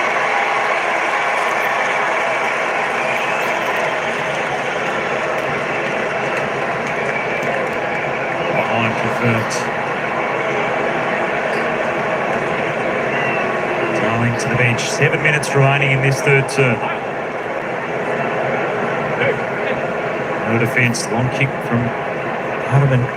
Larky is pushed away over and out into the crowd and back again. So still no goals in this third term. Many clangers that we've seen in this quarter. Sherry in the ruck. Immediately tackled by Jackson. Yeah, very wet and slippery out there, but there's been some poor decision-making, poor execution. The best 30 minutes of our game you ever see. Ball tapped down. Wardlaw on the boot. Bouncing ball. Draper's there. And did go. Pressure has been high, though. I mean, that's the bit that these conditions do allow. Just Columbia there on screen. Just pondering where they're at, I think, right now with their ball movement in particular and some of their clearance work. Could be a lot closer. Also, a couple of really good opportunities in this term. Away from the stoppage, Sarong, Switkowski. Little hop step, got it to Wagner. Now Brayshaw with a fend and able to get away. And again, just trying to drive his team forward. And a clever kick for Sarong. The overlap run from Clark. The kick misses Voss over the head of Pink. McDonald had to be clean. And he just sends it skyward. Mount Stevens a chance at it. Johnson knocked it down. Bolton ducked the head. Now he's caught holding the ball. That five warming up. Really handy sub to have. He had a real impact in the last quarter against the Suns a couple of weeks ago coming in. Be very interesting, Jono, who they think they might want to sub. There's so much intensity in that warm-up. Was there? You might know he's got another 5 minutes 50. I think so. And the three-quarter time break before he's required. He's got enough ground balls at his time to not have to do too many.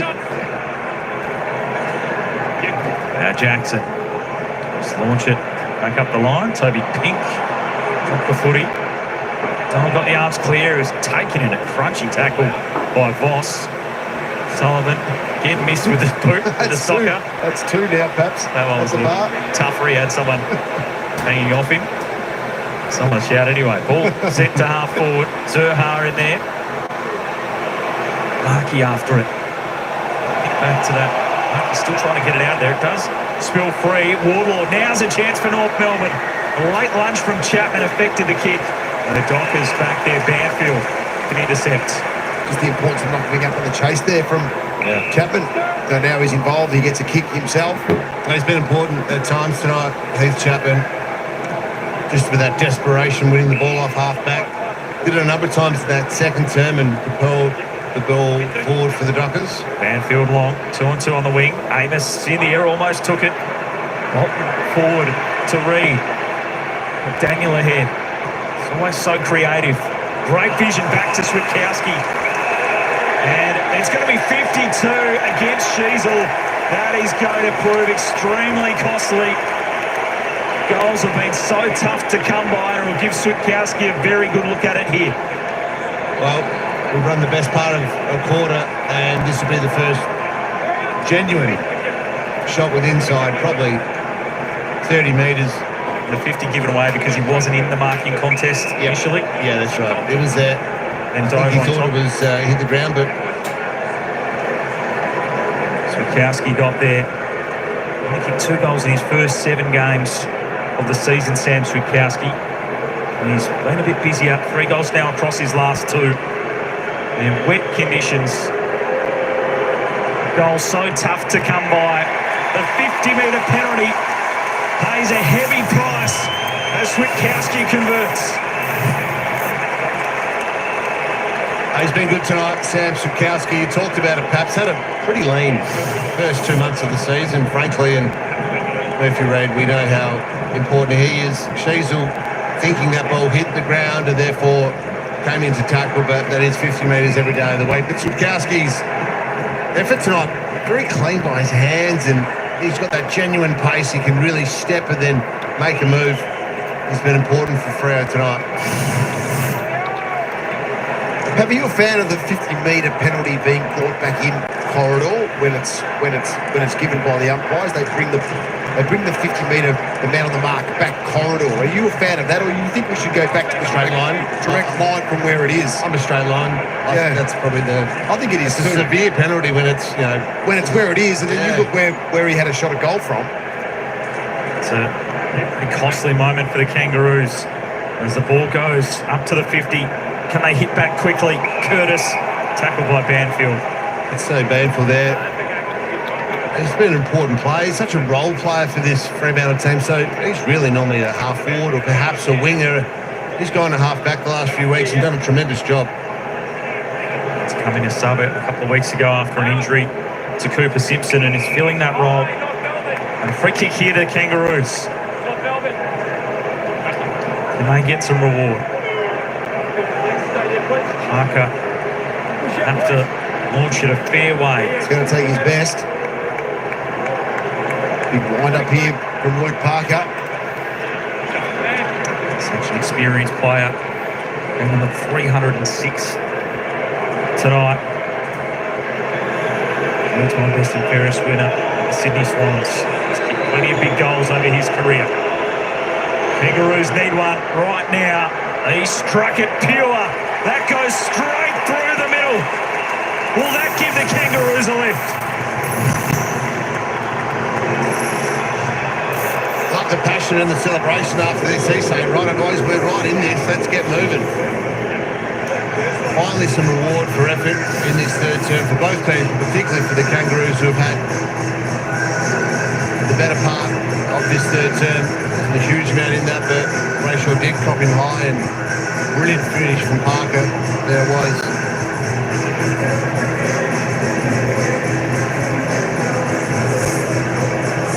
22-point lead. It was a fair kick from Parker. An important one for North Melbourne as we get down to Will Schofield. Yeah, boys, North Melbourne have made a sub. I think good timing as well. Callan Dawson tactically subbed out of the game. Robert Hanson Jr., the West Australian, is on. Could act some excitement coming into the last quarter. Thanks, Scully. I had that sub wrong last week as well. Into the action, so they take a tall defender out. In these wet conditions, Sarong. Darcy tried to knock it onto Jackson. That combo not working that time, but Davies Uniac can set it long inside 50. Lucky! Great strength. He shrugged off Brendan Cox and then still took the mark. And there was a holding free kick, so he might even get an extra metre closer to goal. He does. Which will help Larky. It's a huge kick, this one, isn't it? Can they get back under 3 goals? It's been a bit of a hurdle for them since Freo accelerated late in that second term. Terrific goal kicker, Nick Larky, directly in front of that measured run-up, but it sprays well wide. He's normally so reliable. And that one out as the crowd rise for Nat Fife. It's not a home ground for Fremantle tonight, but there's plenty of Dockers supporters here.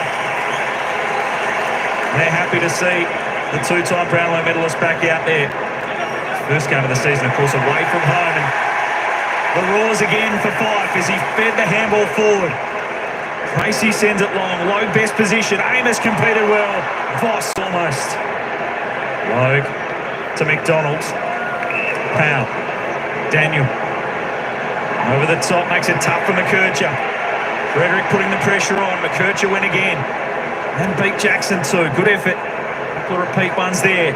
Toby Pink put his head over the footy. He's been good tonight, Pink. He really has defended strongly when he's needed to behind the ball, and then on that occasion just body-lined it when Tracy was coming the other way. Good direction for the Rucks. Sherry. Davies Uniac. Will Schofield on the boundary. Boys, Neil Erasmus is the next to fall in the subs. He's been tactically subs for Nat Fife. I've never heard a cheer like that for a handball. Tell you what, it's like Ben Cousins returning in 2007 to West Coast. All set long by Darcy, and Pink missed the mark. Bounced off the chest. Jackson in there. Another chance. Switkowski. Sarong lines them up and stings it through.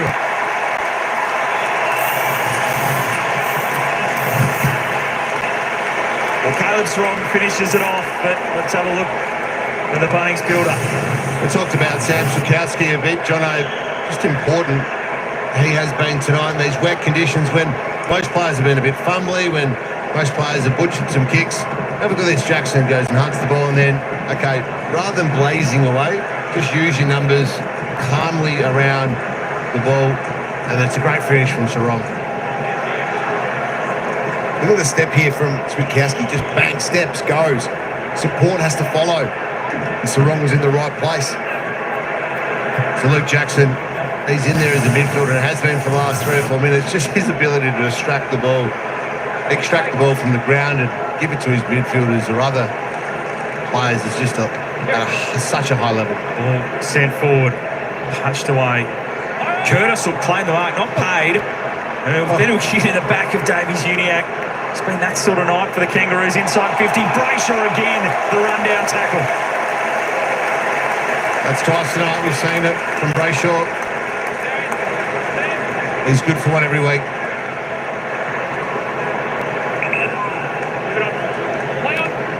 Terrific work rate.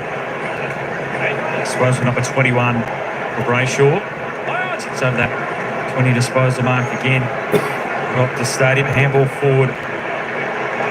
She was in there now. Warner, Sharp, Brayshaw involved. Looks inboard, then to the outside as he looks a kick across his body. Look out, danger there. Daniel's taken a great mark. Logue was crashing through in the other direction. Thankfully, they both look like they're okay, but that could have been very nasty. Great courage from both. Griffin Logue with a black eye almost immediately, I think. Hanson Jr. take it just inside the field of play. Quick kick and a mark inside 50. He had the black eye, Pav. He's just copped another one in. Another one. Yeah. Just to make sure of it. He stepped off his line here, Darling, as the seconds expire. He got the kick away. Has it got the distance? Jack Darling on the siren with the long bomb. Keeps the Kangas in it as we turn for home.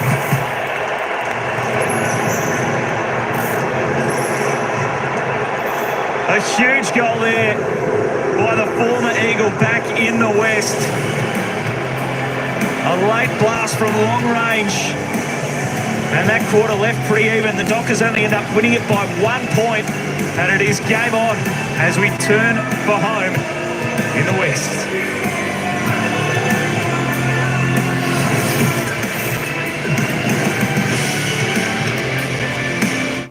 All right, there we go. 3/4 time at Optus Stadium and the North Melbourne Football Club. They got a goal back as the siren went. The kick, Darling's kick, cleared the line.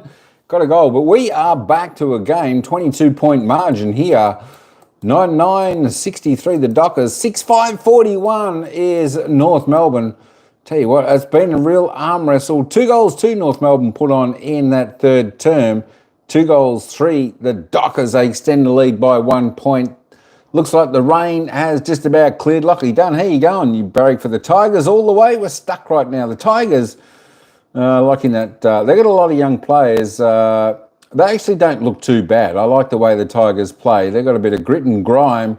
They've got a bit of a will to play really well. I think they're just a little bit young, and I think it's going to take them, a couple of seasons to get really on track. But I think the Tigers have got a bright future to sort of climb that ladder reasonably quick over the next couple of seasons. A little bit like North Melbourne. Took North Melbourne quite some time. But there we go. North Melbourne do a lot right, but I still think they're lacking just a bit of quality about their game. So I think North Melbourne are the same. They'll probably be a couple more seasons away, North Melbourne as well. But it's all the Dockers here at the moment by 22 points. And of course, Nat 5 came onto the ground and didn't the crowd give him a big cheer. The entire stadium, I think, likes Nat 5. Whether you're from the opposition or you're the one who cheers on the team of Nat 5, I think you appreciate seeing a champion back out on the ground. So he will certainly play the final quarter he got on in the last minute or so in that third term. And it should be fantastic to see him play out the final quarter, the champion Nat 5. Let's just duck over and have a quick look at the goal scorers for the game. Paddy Voss still the only multiple with 3 for the Dockers. Corey Wagner, Swiskowski, Sarong, Reid, Luke Jackson, Shai Bolton of the singles for North Melbourne, Harry Sneasel, Luke Parker, Nick Larkey, Zach Fisher, Ukanaki, Jack Darling, got it on the siren. Let's have a look at the disposal magnets. Harry Sneasel tops the table with 24. Caleb Sarong had a good third term there for the Dockers, 23. Ukanaki and Clark both on 23 as well. And of course, Andy Brayshaw creeping up that ladder on 22. Good to see. Shai Bolton, 19. There we go. Got a couple of hard runners here so far. Andy Brayshaw, 563 metres gain, so he's putting some good run in his legs. There we go. George Wardle, 15. Let's just roll down. Luke Parker, where's Luke Parker for North Melbourne? There he is. He's had 12, 10 kicks, 2 handballs, 4 clearances. He's kicked a goal, so that's going along quite nice for North Melbourne. Oh, no, that's correct. That's correct. There was 2 there. Luke Jackson for Freo's on 12 with the goal. Also, similar stats. All right, there we go. They are your player stats, folks. They're your player stats up until 3/4 time. I'd like to see Michael Frederick for Freo get into it a little bit. He's only had the 5 touches. He's kicked 1 behind, 2 kicks, 3 handballs. Be nice to see him get into the game. There we go. 3/4 time. 9-9-63, the Dockers lead by 22 points, 6-5-41 over North Melbourne. We are going to go back down to the ground. Addy G, will Freo hold on? I tell you what, this is going to be a ring-a-ding-ding final quarter now that the rain has stopped. This is going to be back into anyone's game. But I tell you what, North will want to pull out one hell of a quarter to get up. But this, like Adelaide, it's their game to lose, the Dockers. Let's see if they can hold on and cement themselves in the top 8. Let's head back down to the ground for the final quarter. What they're doing with the turnover game. They've created 25 forward half intercepts to 12. So if they keep that going in this quarter, there is serious chance to have a run at Freo. Fremantle know that. They've been very vocal at 3/4 time in the huddle, and it's going to be a good last quarter. Yeah, game on. Everything at this point in time in the match says that North Melbourne should be leading this game. It's just really the efficiency the Dockers have had inside their forward half. You're right about attacking mid-turnovers. North have played the game in their forward half generally. It's only been really for that burst in the second term that the Dockers have this gap in the game. But one player that I'm really keen to focus on, yes, the midfield needs to get to work for Freo, but Jordan Clark, who's been outstanding all season across half-back again tonight with a lot of possessions. They need him to really run and take the game on. They're a good team. They're scoring out of their back half. They play with some speed off that half-back flank, and he's crucial to that.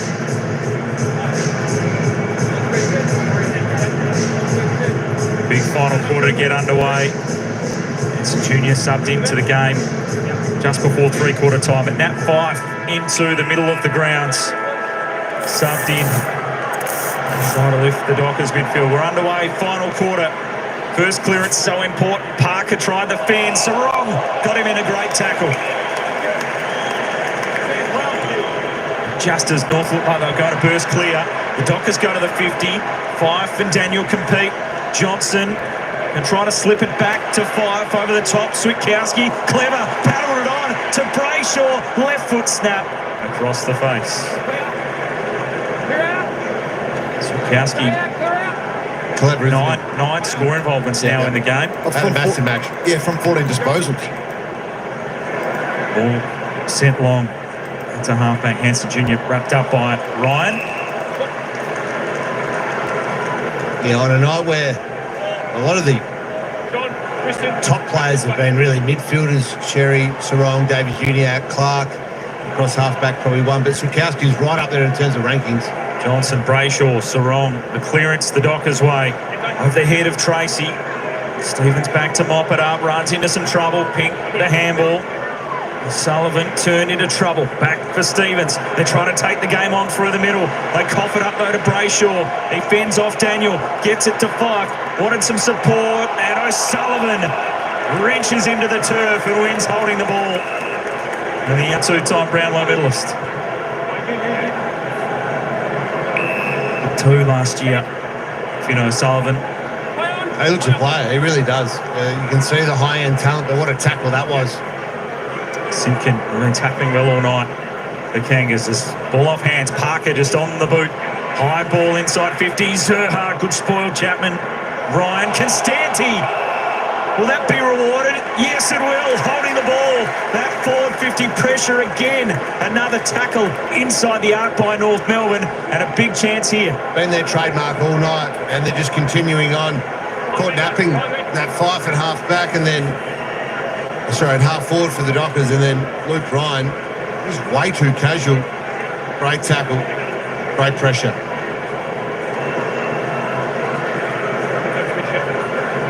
Huge tackle from Jacob Constanti. Made his way down from the Sydney Swans. Put some pressure on in that forward line. It's been a trademark of North Melbourne tonight. And they get some reward for all that tackling effort. The margin's under 20 as the Kangas creep closer. Yeah, big concerns. Massive concerns for Justin Longmuir.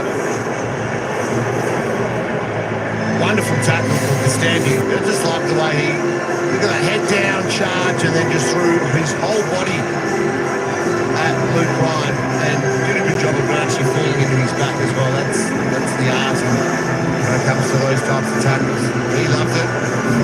So he should have. North right back in it.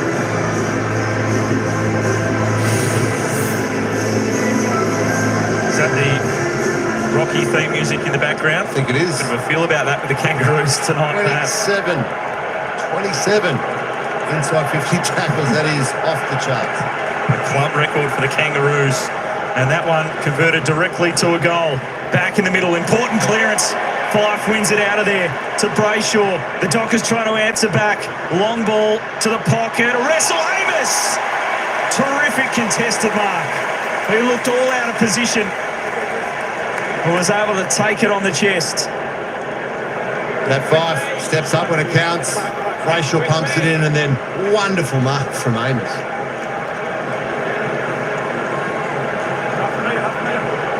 Those players jumping over each other. Amos was the one who came up with it after the breakaway from Fife.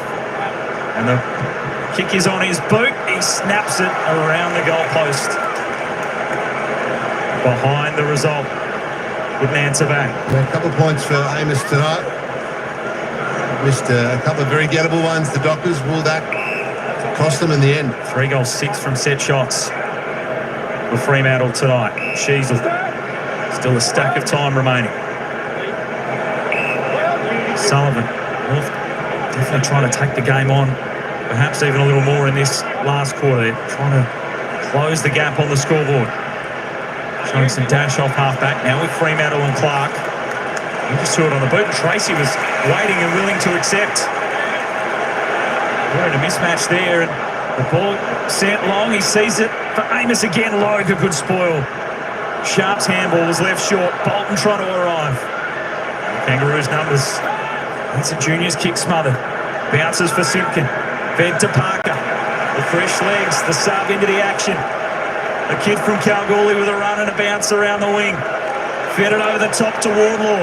North Melbourne building again. Driving ball long towards Larkey. Just knocked away. Or front on contact, the call. Larkey will get the free kick. Umpire was right there, and I tend to agree. I think the free kick was there. They're running on top of the ground at the moment, North Melbourne. They're getting more numbers to the contest. They were free. Brennan Cox can argue all day long, but it was front on contact. This is the distance that Larkey loves. 25 metres out. He can just nurse this one across the goal line. From the angle in the pocket. He's the sharpshooter, and there's 2 kicks in it. North closing.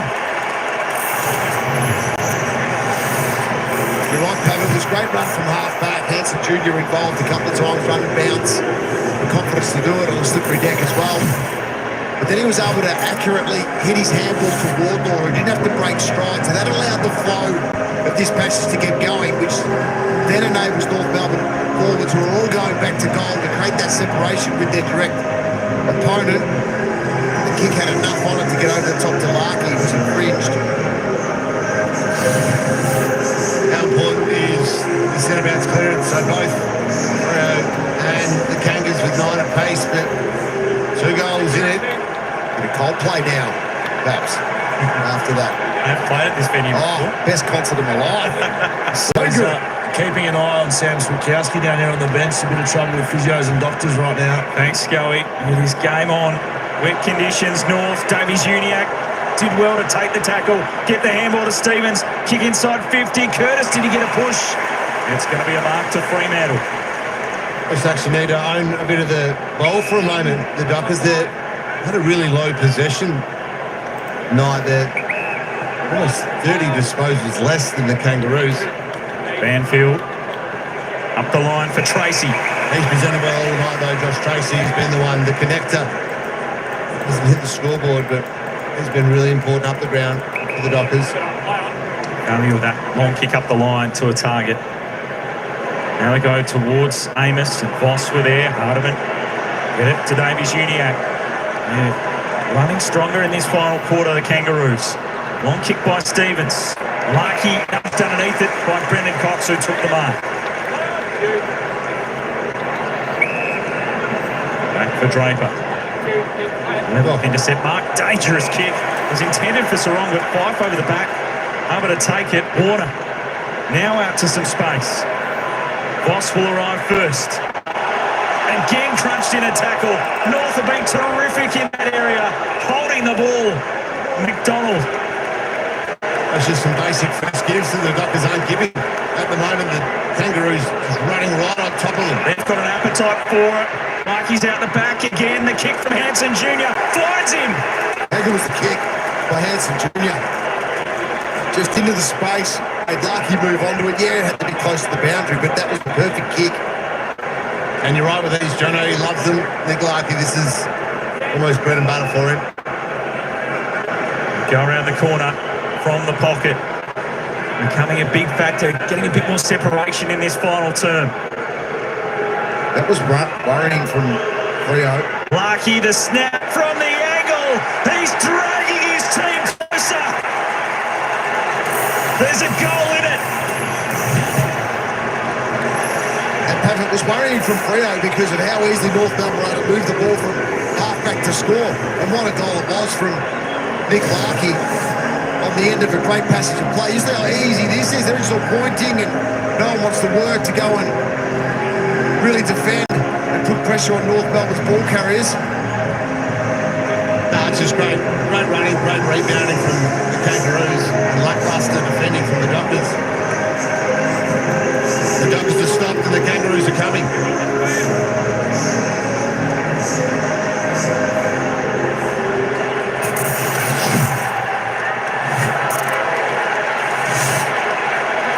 Straight to 0-2 in this quarter. It's a home game for North Melbourne in Perth, and their fans are making some noise. Now Fremantle try to respond. The Kangaroos throwing down the challenge. 5 clean. Try to release Bolton from 50. Skids it towards the top of the square. Pink gets it back to McDonald's. On the goal line, he rushes it through. Did he have options to get rid of it? There was enough pressure there according to the umpire, and it is a rush behind. So the Dockers have been nowhere with their ball movement really in this second half. They need to just keep their head. They need to work through the best composed options when there's a lot of heat in the game. Find a couple of composed passes and stick to their guns rather than just trying to win it off your own boot. Stack of time remaining in this one. Important punch from Ryan. Warner buried it. Another huge tackle from Simpkin. They've been all over them. Parker looks up. No one let at him. So he says, I'll do it myself. Luke Parker with a big-time goal in the final term. Big-time tackle from Jai Simpkin as well in the middle of the ground. That was huge. The turnover off their bang. Look at that. Hanson Jr. again involved with nice touch, Pat. Great touch, but the tackle from Simpkin, just wonderful.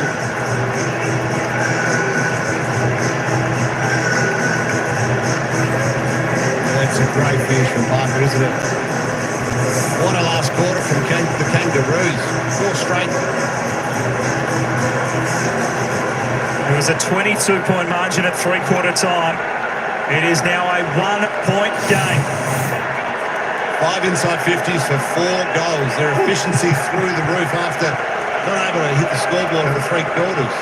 Out of the middle, the clearance will be important. The Kangaroos have a feel for it. Parker swings it inside 50. Banfield! That's courageous. Back into the path of Larky to take the mark. It's stagnant though, isn't it? From Freo, it's wide and slow. North Melbourne won't mind this because they'll be able to set up the ground defensively, and all their run is coming from half-back if they can create the turnover in the right spot here. Yeah, instead of getting speed off along down the line, the Dockers, it's actually getting speed from the other way. Kick from Brennan Cox down the line. Spilt through past Logan Amos. Reed tackled and gone. The ferocity of North Melbourne in this final quarter.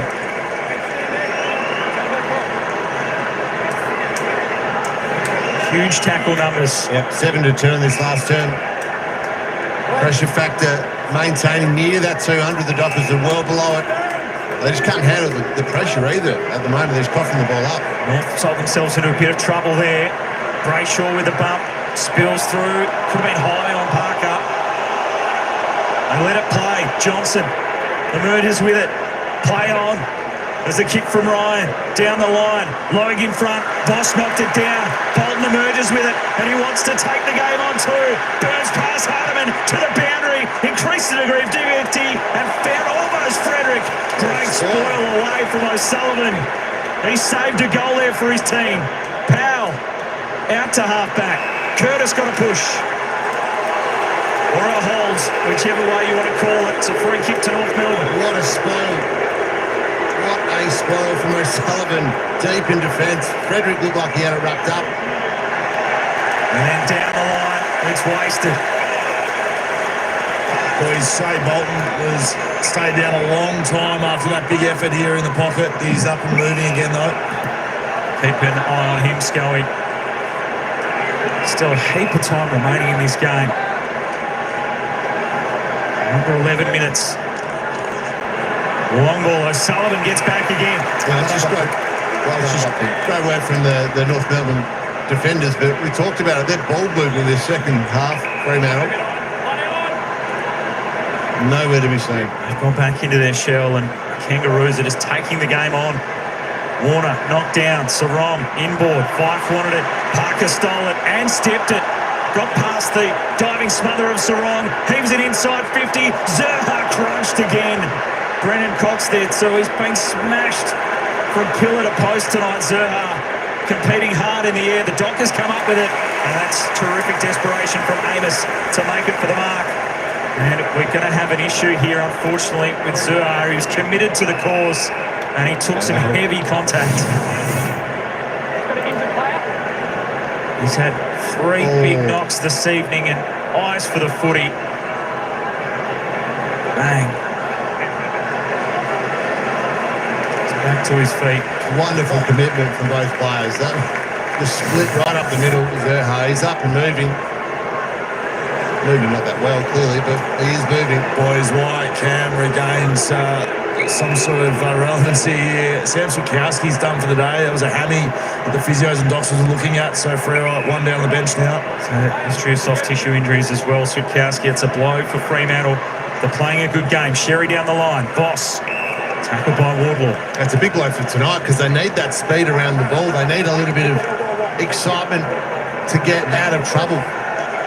Dockers one down on the bench after already making their sub. You can see Erasmus sitting there next to him. 5 quarter into the game just before 3/4 time. Parker's kick smothered. Sheasel tackled by Wagner. Both fans competing with the cheers in the crowd. Only 4 tackles for the quarter so far for Freo. So they've got to try and turn the tables here on North Melbourne, who have been more physical and more determined around the contest. It's a unique atmosphere. It's a North home game with the Freo fans leading the chant, trying to inspire their team to show some fight in this final quarter and stave off this attack from North Melbourne, but that kick goes wide. You can see their efficiency in this last turn has been wonderful. The Kangaroos, it's come off hard work and tackle, but also strong ball use. McDonald down the line. Punched by Brennan Cox. Johnson tackled again. 65th tackle on the night. 66th, in fact, it's ticked over to for North Melbourne. Clemson is starting to even up a little bit. Only +3 for North Melbourne, but scores from clearance or stoppage in this last half in particular, right in favour of the Kangaroos. Creative kick. Wardlaw out of the pack. Not paid the 15 for Banfield. Another stoppage. 9 minutes remaining. 1 point game on a Saturday night in the West. Sherry punches it forward. Straight to the boundary. Boundary throw. Behind the footy, boys, they've put Shea Bolton as one out in the cage. Griffin Logue has him. Given that it's almost level here, both sides are in win the game mode here. It's going to make for a great last 10 minutes.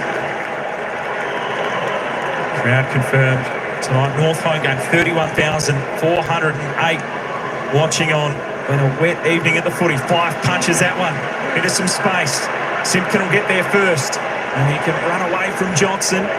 Made a tough task for Sheasel. They worked that closely along the boundary line, and then along up the line. A pushing free kick will go Fremantle's way. It's all been slow though, hasn't it? Partly because we got 50. Yeah, we almost gave it to the umpire. I thought the rule was we had to go back to him on the full. Missed kick, Pav. Deliberate missed kick. Kick by Banfield. Tracy attacked it. Bodies crash. Landed to the floor. Sent it a bit in terms of this, not back onto the floor. We sent it a couple of times across, I think, the season. They've just relaxed that a little bit, the umpires, which is okay. But wow, what a last 8 minutes it's set up for. Last time these two sides played in Perth was a 1 point win to North here at Optus Stadium in controversial circumstances, with the ball going out of play as the siren went. Calls for insufficient intent. Ball sent long by McKercher out to Zerha, who's risen back on his feet and sending the ball towards Curtis. Another mark inside 50 for the Roos and a chance to go ahead.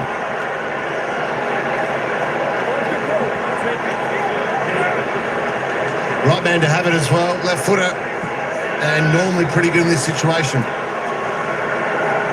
Averaged 2.4 goals a game this season.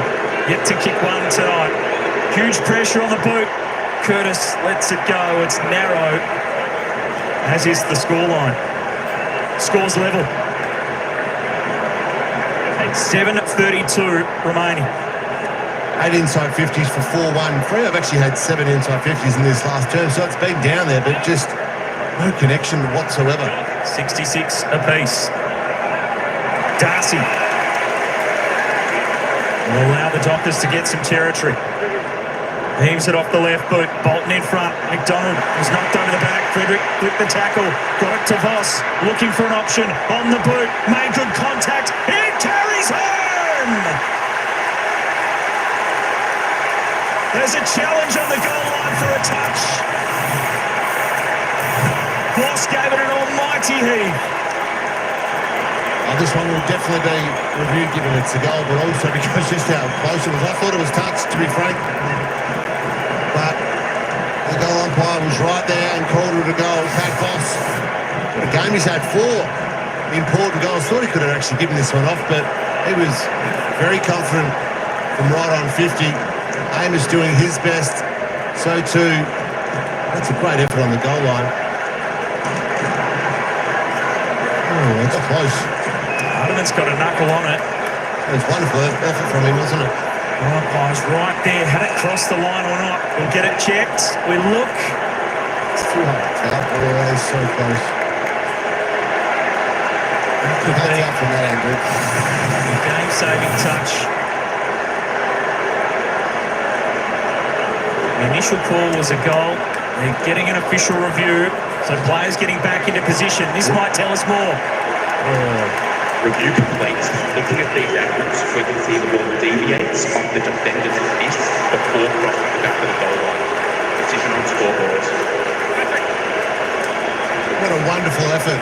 Riley Hardiman, the West Aussie back home, denying the Dockers on the goal line. The goal struck off. Fremantle lead, but not by as much as they thought. 1 point game again. 7 minutes to play. Desperation from Hardiman. And McDonald's This with a handball to Hardiman opens the door again. The Doctors trying to bounce. Frederick missed. Jackson in there. Johnson. Daniel takes it. Tackle pressure comes. McDonald on the boot. Clears it out of the area. Bouncing footy. He's lucky. Very lucky, Luke McDonald. Had a player up the line, so that's okay. Well, missed handball nearly cost him, but he hustled back. His teammates worked over, and they're able to get their way out of it.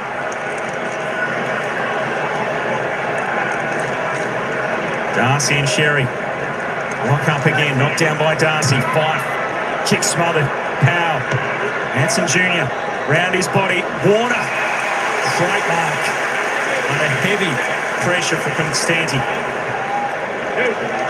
We'll go for Sarong. Disposal number 30. They're both teams just playing 6 forwards ahead of the ball now, even when there's a stoppage in around the mid area of the ground between the arcs. One-on-one everywhere. Sarong in long. He wants Darcy. Sherry there too. Tracy down low. Couldn't get a handball away to a teammate. Davies Uniac there. Hardiman on the boot. Bouncing ball. Important break. Draper after it. Darling hunting after him. Draper the handball. Wants support. Sarong so clean, but then coughed up the handball. Constanti smothered by Warner. It pitched back in play. Boundary throwing. That's why you want even numbers forward of the ball at these particular stages of the game, Pat, because North Melbourne rush kick out of defence. At least they've got players that can represent and compete and try and lock the ball up, which they're able to do, and now keep the ball in their half of the ground. They've lost their shape, Fremantle, a number of times around the contest, gone with the wrong options, partly because of the Kangaroos' pressure. Darcy and Sherry again. Dockers by a point. Davies Uniac try to fend. It was just knocked out. Brayshaw on the boot. Tracy and Pink compete again. Tracy hustles, slips the tackle and is away. He's got Jackson inboard. He missed with the kick off the instep. Wagner the shove. Simpkin went past. Reed down there involved. Wagner trying to go. Spills to Jackson. Flicked it over the top. Brayshaw lost it. North desperate. Wagner emerges. Reed a step once, twice. Taken down. Holding the ball. How good is this? Both teams have just committed to the contest. North Melbourne in particular, they have been impressive from minute one with their tackle pressure. Fremantle led by 22 at three-quarter time. Scores got back to level. Dockers by a point. And North in defence. Under 5 minutes to go. McKercher to half-back. Fife didn't take it. Fisher was slick to get it through. Davies Uniac's had a heap of it. Disposal 27, and it just didn't come back to him. Fife, Wagner, they almost all stopped. They did stop. Chapman, now Reed. He drops the mark. The pressure immense. The ball for Brayshaw, not 15. Play on, not pay to mark. Freo fans in an uproar. Sharp goes after it. Away to Reed. Inboard Bolton knocks it back. Reed down low. Has to be clean. Overran it. Now Sheasel. He can escape. The crowd making plenty of noise. Fife in the air. Wardlaw went for it. Chapman was brilliant. Sarong got it through. Ryan doesn't kick many. It went across the face. And it is over for a boundary throw-in. 3:55 on the time clock. The defender's eyes lit up. Desperation stakes from both teams.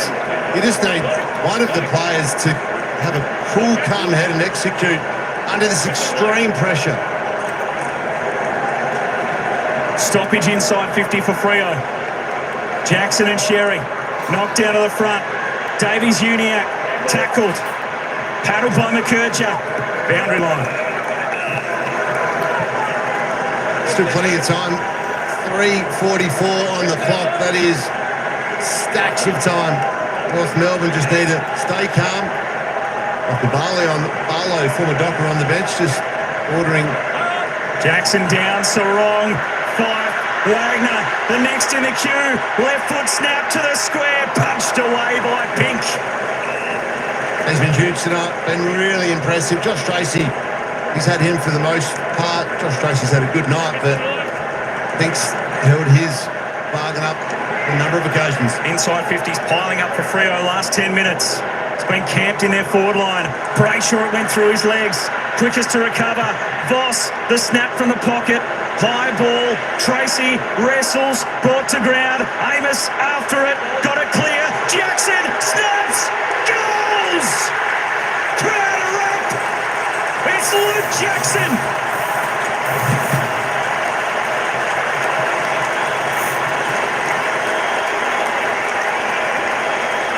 So good.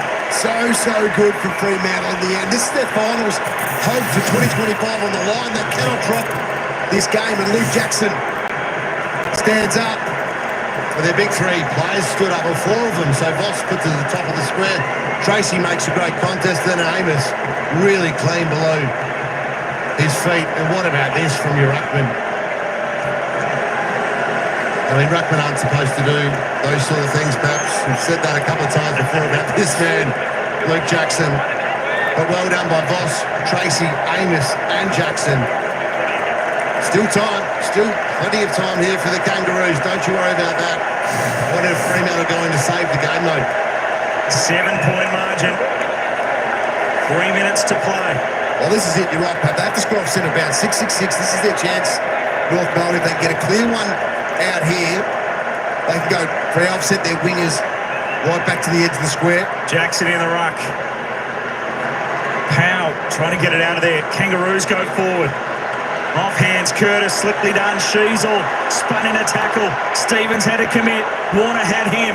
Docker's come up with it. Johnson wrestled. Right, they get the stoppage they need here. Freo, they can start to set things up from here. There'll be high communication in regards to what they want. Yeah, so really only four Freo forwards ahead of the ball here. Sherry, Curtis knocked it on. Banfield punched it back. Fife threw it across almost to Ryan. Brayshaw was pretty slickly done if it was legal. Sarong up the line. Well done by McDonald. Able to knock it down, fighting out of the weight division with Voss. He's done a great job. That's a crucial half from McDonald because Voss almost had him for body position. Certainly got him for size and strength. So Freo looks like they're going into that type of save the game mode. You can see Michael Frederick behind the ball. They've still got committed numbers ahead. Over the back, Daniel. Parker. Brayshaw almost. Parker to the 50. Big collision. Zerha again committed. Hanson Jr. run down. Frederick's tackle not rewarded. Over the top, the Kangas. Stevens snap. Close. Oh, so close to going through. Geez, they've been red hot on holding the ball most of the night. On that occasion, Michael Frederick, the lunging tackle. Here it is. That's quite an opportunity. He got it out. Did he? Good hand pass. How close was that snap? Stevens just couldn't bring it back enough. It's a 6-point game. One kick in it. 2 minutes to go. Long to half back. Sherry knocked it on. Sheasel in there. Sarong continues to burrow underneath. He's had a big night with 34 disposals. Sheasel with 31. Both of them involved in that contest. Win the game here for the Kangaroos. Someone on the fly.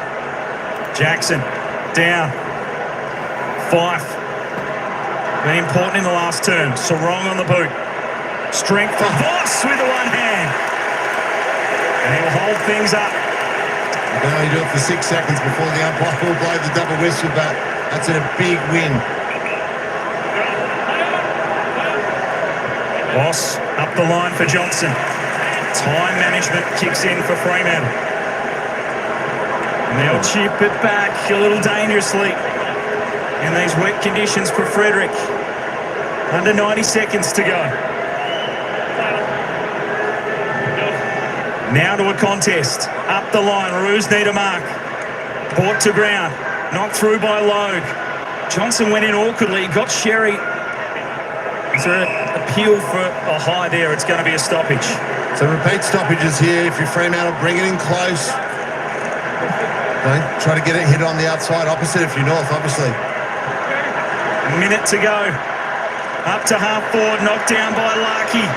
Space potentially for the Kangaroos, but he turned into trouble. It just comes out, they let it play. Sarong up the line, it skids. It's a perfect kick to the boundary line. Seconds off the clock, 51 remain. Larkey feeling the effects. You can see Sherry's already having a chat to some of the midfielders here. I'm going to flick it in board. Play to win this game. Can Fremantle hold on here? These two sides have never played in a draw against each other. It's thrown in on the wing. Powell on the boot. Wobbly old kick to half forward. Cox knocked it down. Simpkin a chance. Sheasel now off that left boot. They need a mark. Kick goes in. Tracy! The forward gets back to turn key defender and might have saved the game for the Dockers. That's almighty. That goes over the back. North Melbourne score. Oh. And then he shanks the kick and he's given it back to them. All right, one last crack here for the Kangas. These two sides played in a thriller last time. They went at it here. A North home game. Everyone underneath it. High ball. Pack forms. Off hands. Larkey feeds it back. McKercher on the boot. Seconds tick. North a chance. Knocked away by Ryan. Stevens. Daniel. Tackled to ground. Turned into it. Ball up. 3 seconds remain. Cherry needs to. He needs to grab it and kick it. Or can they draw a free kick? Ball thrown up. Cherry in the ruck, knocked it down. Brayshaw will take it. Siren! Fremantle, hang on!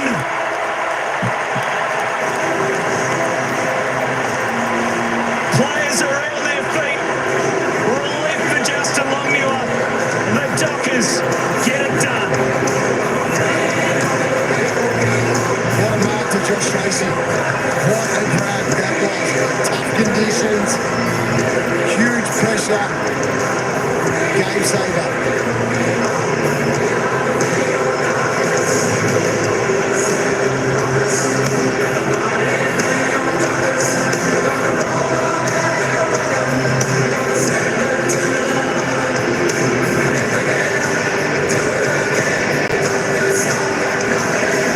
Both teams absolutely out on their feet.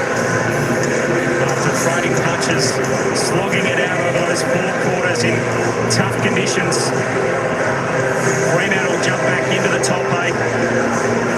They make it 4 wins in a row. They win after the bye for the first time in 4 years. They did it the hard way. North Melbourne with an almighty effort in that final term. But that 22-point deficit at 3-quarter time, just too much to overcome.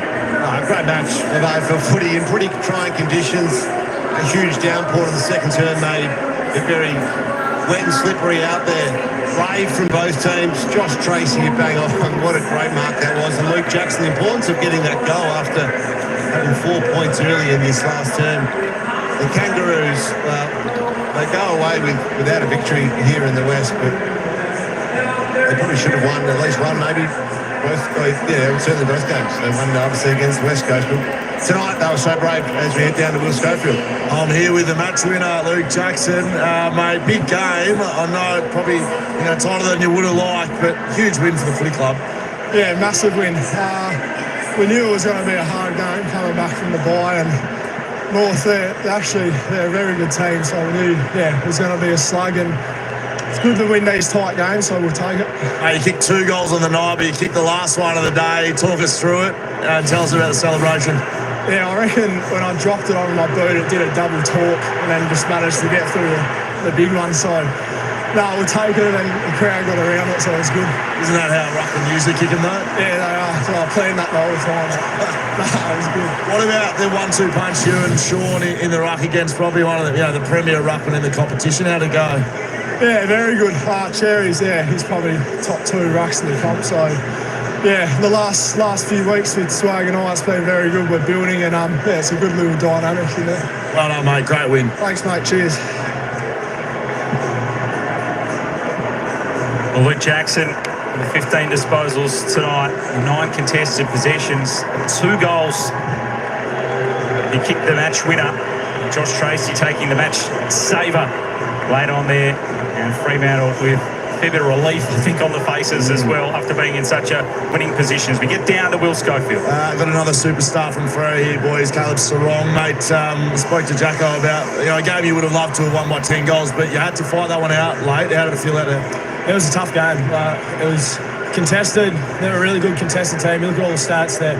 Midfield's 1 or 2 in the comp, and a lot of stats, pressure and attack. So we knew it was going to be tough, and we probably didn't have our best night in the midfield and across the board, but they're the ones you just got to find out and get the 4 points. So you had 10 tackles on the night, mate, huge inside. But you said it felt like it was a really good battle inside. They really took it up to you at the contest, didn't they? Yeah, they probably beat us, to be honest. Like their midfield's elite. Like Cherry in the ruck gives them first use a lot. His follow-up's incredible. LDU's a star, and then their other guys, like they're all strong, they're all big bulls, they have a crack, and it's tough. It's tough. Like, you don't get any easy games, and tonight definitely wasn't that. It was a tough, hard-fought game. They're a good side. Like they've been in a lot of games, and I don't think their record shows how competitive they really are. So we knew that was going to be tough, and it was. Forget how the game goes. With 3 minutes remaining and the score's within a goal, what happens inside? What are you senior leaders talking about?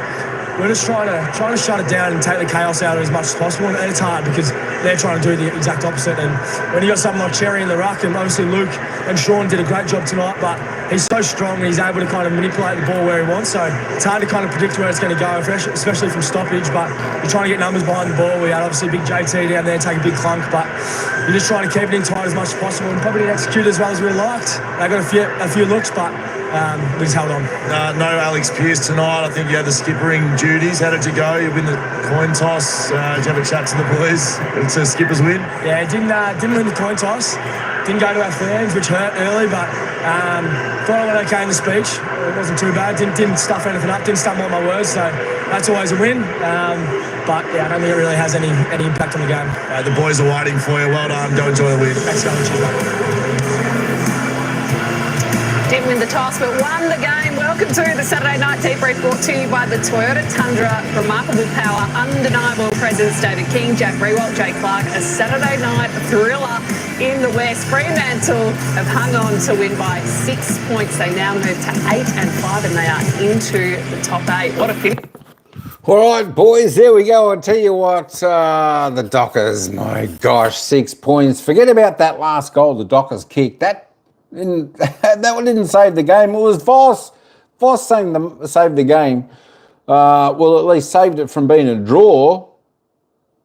Taking that mark in North Melbourne's, about 8 metres out from North Melbourne's goal, where Darling against him. What a super mark by him. I tell you what, he did really well, Voss, there to do that. I tell you what a ring-a-ding-ding final quarter, wasn't it? I tell you what, I thought North Melbourne were going to get up Eddie G, but they fought it out, Freo. That's unlike Freo to fight out the finish like that and actually get up.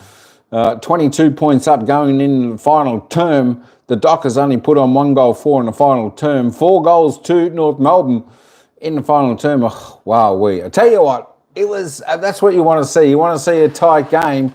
You want to see a tight game like that. That is a fantastic finish. No matter who wins, as long as your side wins, you're happy. But Voss will coach Carlton tomorrow. Gosh, he gets around. Yeah, I know. He gets around. He gets around.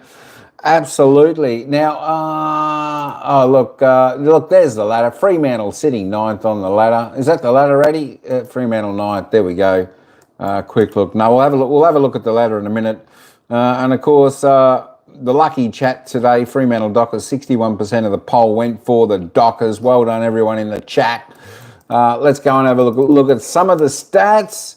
We'll have a look at that in a minute. It'll update. Let's go and have a look at the goal scorers. Paddy Voss. Geez, I tell you what, he was good out there for Freo today. Wow.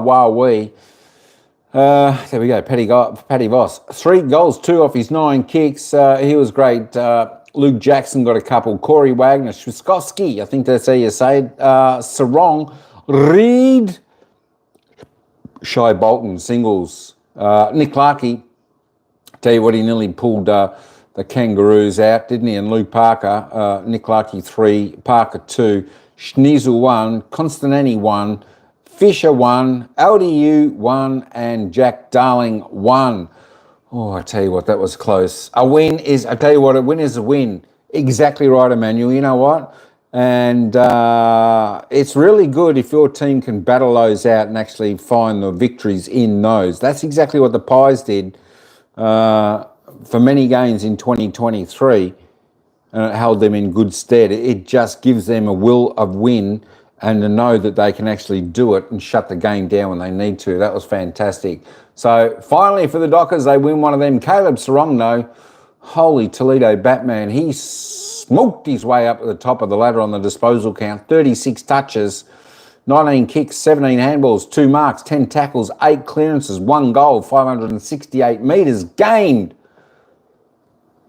He plays well, doesn't he? Harry Sneasel, best for the Kangas on 32. Oh, wait, I'll sing the song for Eddie.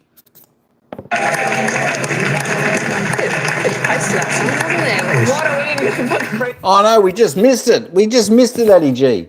Oh, my gosh. Sorry about that. I usually get the, hang on, maybe I can, hang on.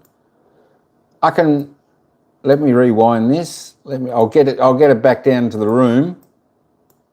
Let me get it back down to the room. Where is it? There we go. I think they're lining up. Let's go to the Freo song. Really? Hung on the Gold Coast. They hung on tonight on their home deck, the first of 3 straight games at Optus Stadium. Let's listen to the song. Freo, wake up, everyone's down below. Freo, yo, we go, we are Freo, Freo, wake up, everyone's down below. Freo, yo, we go, we are Freo, Freo, way to go. Give me a little bit of a hee-hee-ho. Freo, way to go. Heave-ho, Freo. I tell you what, they've got a great song. Yeah, I don't know. They sound Irish. Yeah, I don't know. Freo, I don't know. You thought they would have come up with a little bit better song. But it's, you know what, even some of the newer teams, the songs aren't, up to scratch, I think, with some of the other teams. At least West Coast has got a great song. For one of the Perth teams. There we go. We're the Eagles, the West Coast Eagles. Yeah. Freo, heave ho. That's all right. Hey, a winner's a winner. There we go. Let's roll on down. Caleb Daniel, 23. Shai Bolton, he was good in the opening quarter. Look, he did a couple of things. 21, not too bad. Didn't get too much running boots on. Just 312 metres gained. Still kicked a sausage roll, so that was all right. For him, let's just keep going. I wonder what our great man got, what he ended up with. Nick Larkey, 12 disposals, 6 kicks. There we go, 3 goals for him.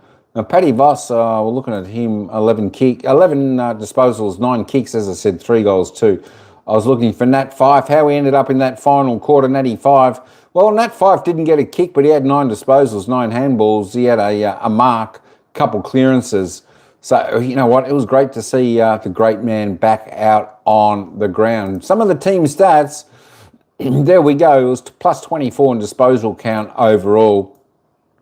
Not too bad. North Melbourne, though, 60 inside 50s. Look, they had their opportunity. They had plenty of chances. Freo, 48. So Freo did quite well, just, minus 12 inside 50, still getting up for the victory. The free kicks were pretty similar. We thought they'd boost up a little bit after half-time with that rain. That's certainly what happened. There we go. This might be his last season. What, the Freo theme song? You can only hope so. But for Nat Fyfe, yeah, look, I wouldn't surprise me if it's his last season. We'll see how he goes. I think he was coming off injury. Adrian will probably let us know from last season. But you know what? I think he's still got some value there for Freo in there, just, being such a superstar he is. He's like, he's a little bit like Pendlebury, but, he's got to get back into form and that type of stuff. He's pretty classy. There we go. Plus 6 in the hitouts for the Dockers. Clearances, well, it was all North Melbourne, plus 4 in the clearances, plus 2 in the centre clearance, plus 2 in the stoppage clearance. Not a great deal between them, so they'll be pretty happy with that. As we see, the stats pretty even. It was a really tight game, hard-fought game. It was a fantastic game. It was always a game, this one, that we were really looking forward to watching and seeing how it unfolded. Contested possessions, pretty tight. So pretty good, both teams going at it, both above season average, which was fantastic to see. Uncontested, not a great deal. Turnovers, 73 apiece. Good bit of pressure. Marks, well, everything pretty much the same. Marks inside 50, 6-8, Dockers plus 2. Contested marks, there we go. Dockers better at the contested marks there, 13-4. Just looking at the tackles inside 50, the tackles are pretty good from both sides, 74-66 plus 13 and North. Tackles inside 50. I tell you what, this is what Freo needs to get better at, Addy G. This is what they need to get better at. Tackles inside 50. They need to be able to tackle inside 50 more, put a lot more pressure on their backs and hold the ball in a little bit more. Only 7 for the Dockers today, 29, just tripling their season average, North Melbourne, so they were fantastic. So it makes you wonder how the Dockers actually got up and over the line today. Well, let's just say, look, a little bit of luck went the Dockers' way today, a little bit unlucky went North Melbourne's way, but, you know, both teams had chances of kicking goals, which they missed. The Dockers definitely missed goals they should have got, some simple ones. All right, this is for Addy G. Let's load up the ladder. And let's see, Fremantle in the top 8 again. Fremantle, there we go. Sitting 8th on the ladder, of course, Fremantle. They were sitting 7th, but they dropped that 20-point margin. So now they sit 8th. 1% behind the Giants. Well, they still have, it's bizarre. Look, some of the teams have played 12, 13, 14. Fremantle have still got a game in hand against the Giants and Hawthorn. There we go, who sit on 36. Don't worry about Adelaide, their percentage is too high. But the Gold Coast has still got 2 games in hand. So it's going to be fascinating, especially tomorrow. And of course, North Melbourne, way down there in 16th place. I tell you what, they don't play like a 16th team at all. I think North Melbourne will be reasonably solid next year. I think if they can just pick up another couple of players, maybe get another senior head in there, I think that'll be quite nice as well for their mix. But good to see Fremantle finally jumping back into the top 8, keeping the real danger, the Western Bulldogs, out of the top 8. I'll be happy if Fremantle stay in the top 8 if they can keep the Dogs out. That is for sure.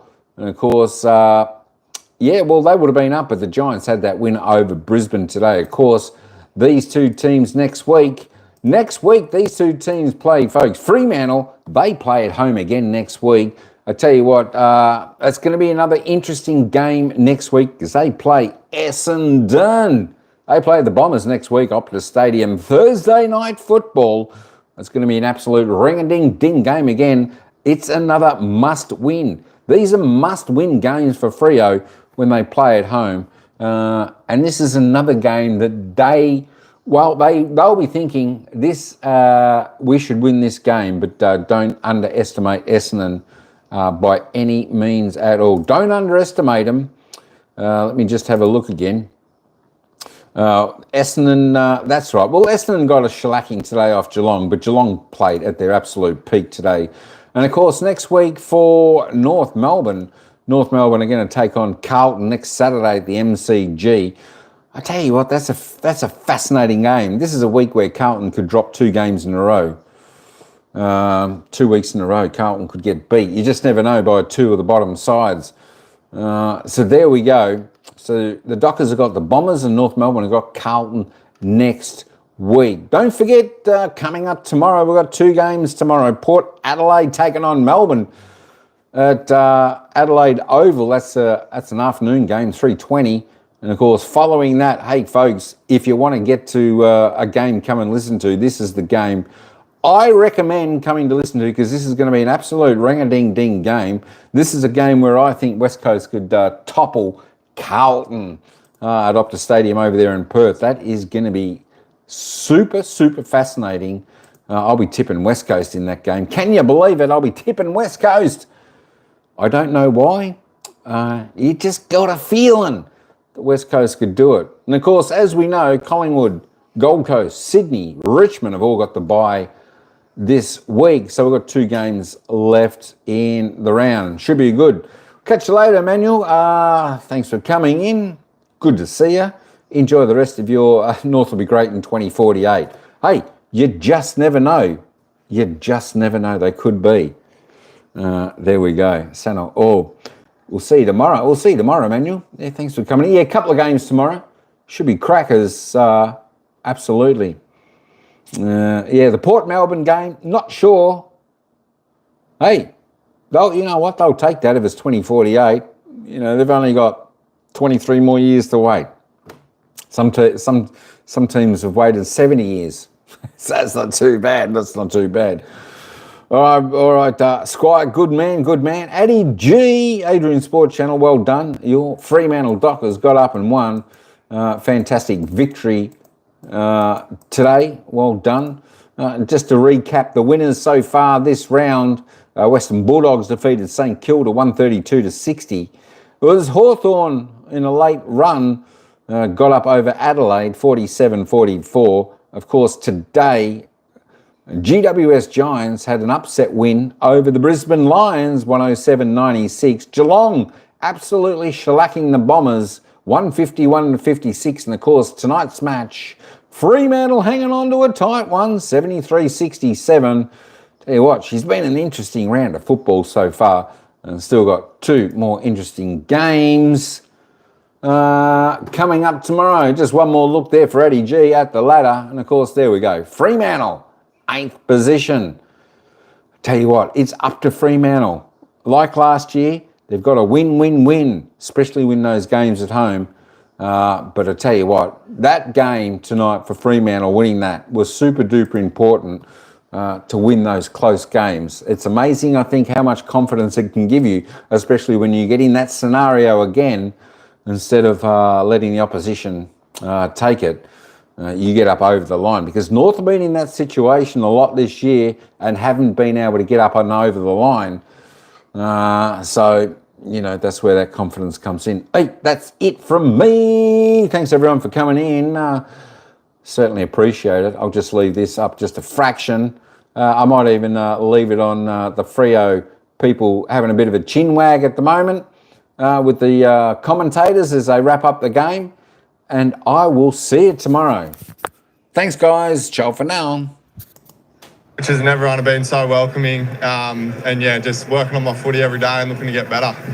You working on your celebrations, Vossi, or not? Do they just come off the cuff, or is there a little bit of scripted work in there? We see you smiling from 20 out when you're charging in. We love it.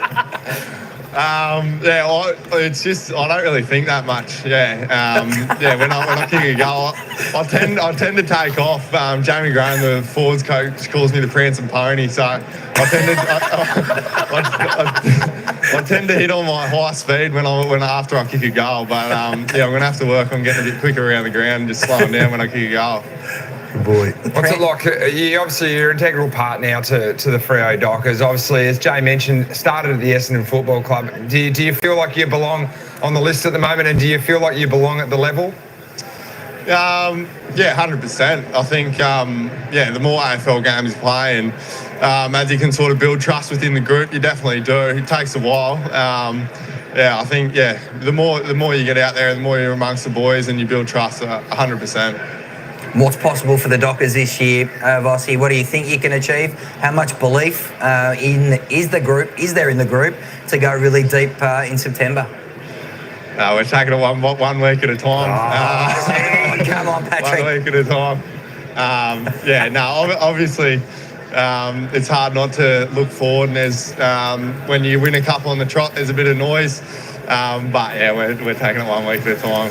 Some of the noise has been the fact that you've been able to stay in your own beds for a month. How important is that? How big is it? Because Victorian teams, they do it for 4, 5, 6 weeks in a row. You guys get to do it for 4 weeks now. Is it as big a deal as the club has made it? A little bit. You definitely prefer staying at home. We're an interstate team. We're from Perth. I don't mind getting on a plane every couple of weeks, but I think it'll definitely help the bodies. We've got a 5-day break now, so being able to go sleep in our own bed tonight, not have to travel 5 hours home, it's definitely going to help the recovery. And then for the next month, it's unreal. I don't think we've ever. I've only been here for a year, but we've never had that before. It is unheard of. Just one more before we let you go. You mentioned that JL praised the JT mark in his little post-match meeting. Who's the coach's pet? Oh, yeah. Prancing pony? Lukey Ryan, Luke Jackson, Jeremy Sharp, they'd all be up there. Lukey Ryan. Yeah, sneaky one. Yeah. Hey, Prancing, we've loved having you on. Thank you, and well done on the win tonight. Good on you. Thank you. Appreciate it. See, I think he's... What a great what were you going to say? I was going to say we've got the AFL's best nickname. Prancing? Yes, Prancing Pony. It's going to be hard to beat. Isn't it enjoyable just to see? Like people look at that and they go, oh, he's carried on and gone in front of the crowd like that. That is exactly what a 16-gamer who's been discarded from Essendon, gone and got a second chance at it, that is exactly how a player should be playing. That is just exuberance, and what a great chat too. Should we stick with Prancing Pony or just drop it to Prancing? Prancing. I don't want to hear Pony anymore, just Prancing. I feel like Pony's a good Prancing Patrick.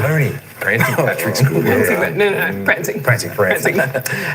Okay, let's straighten up, shall we? And head to a break, because when we get back, we've got a lot to debrief and dissect from a massive Super Saturday, including a massive game from Aaron Cadman and the Giants. An 11-point win over the Brisbane Lions at the Gabba.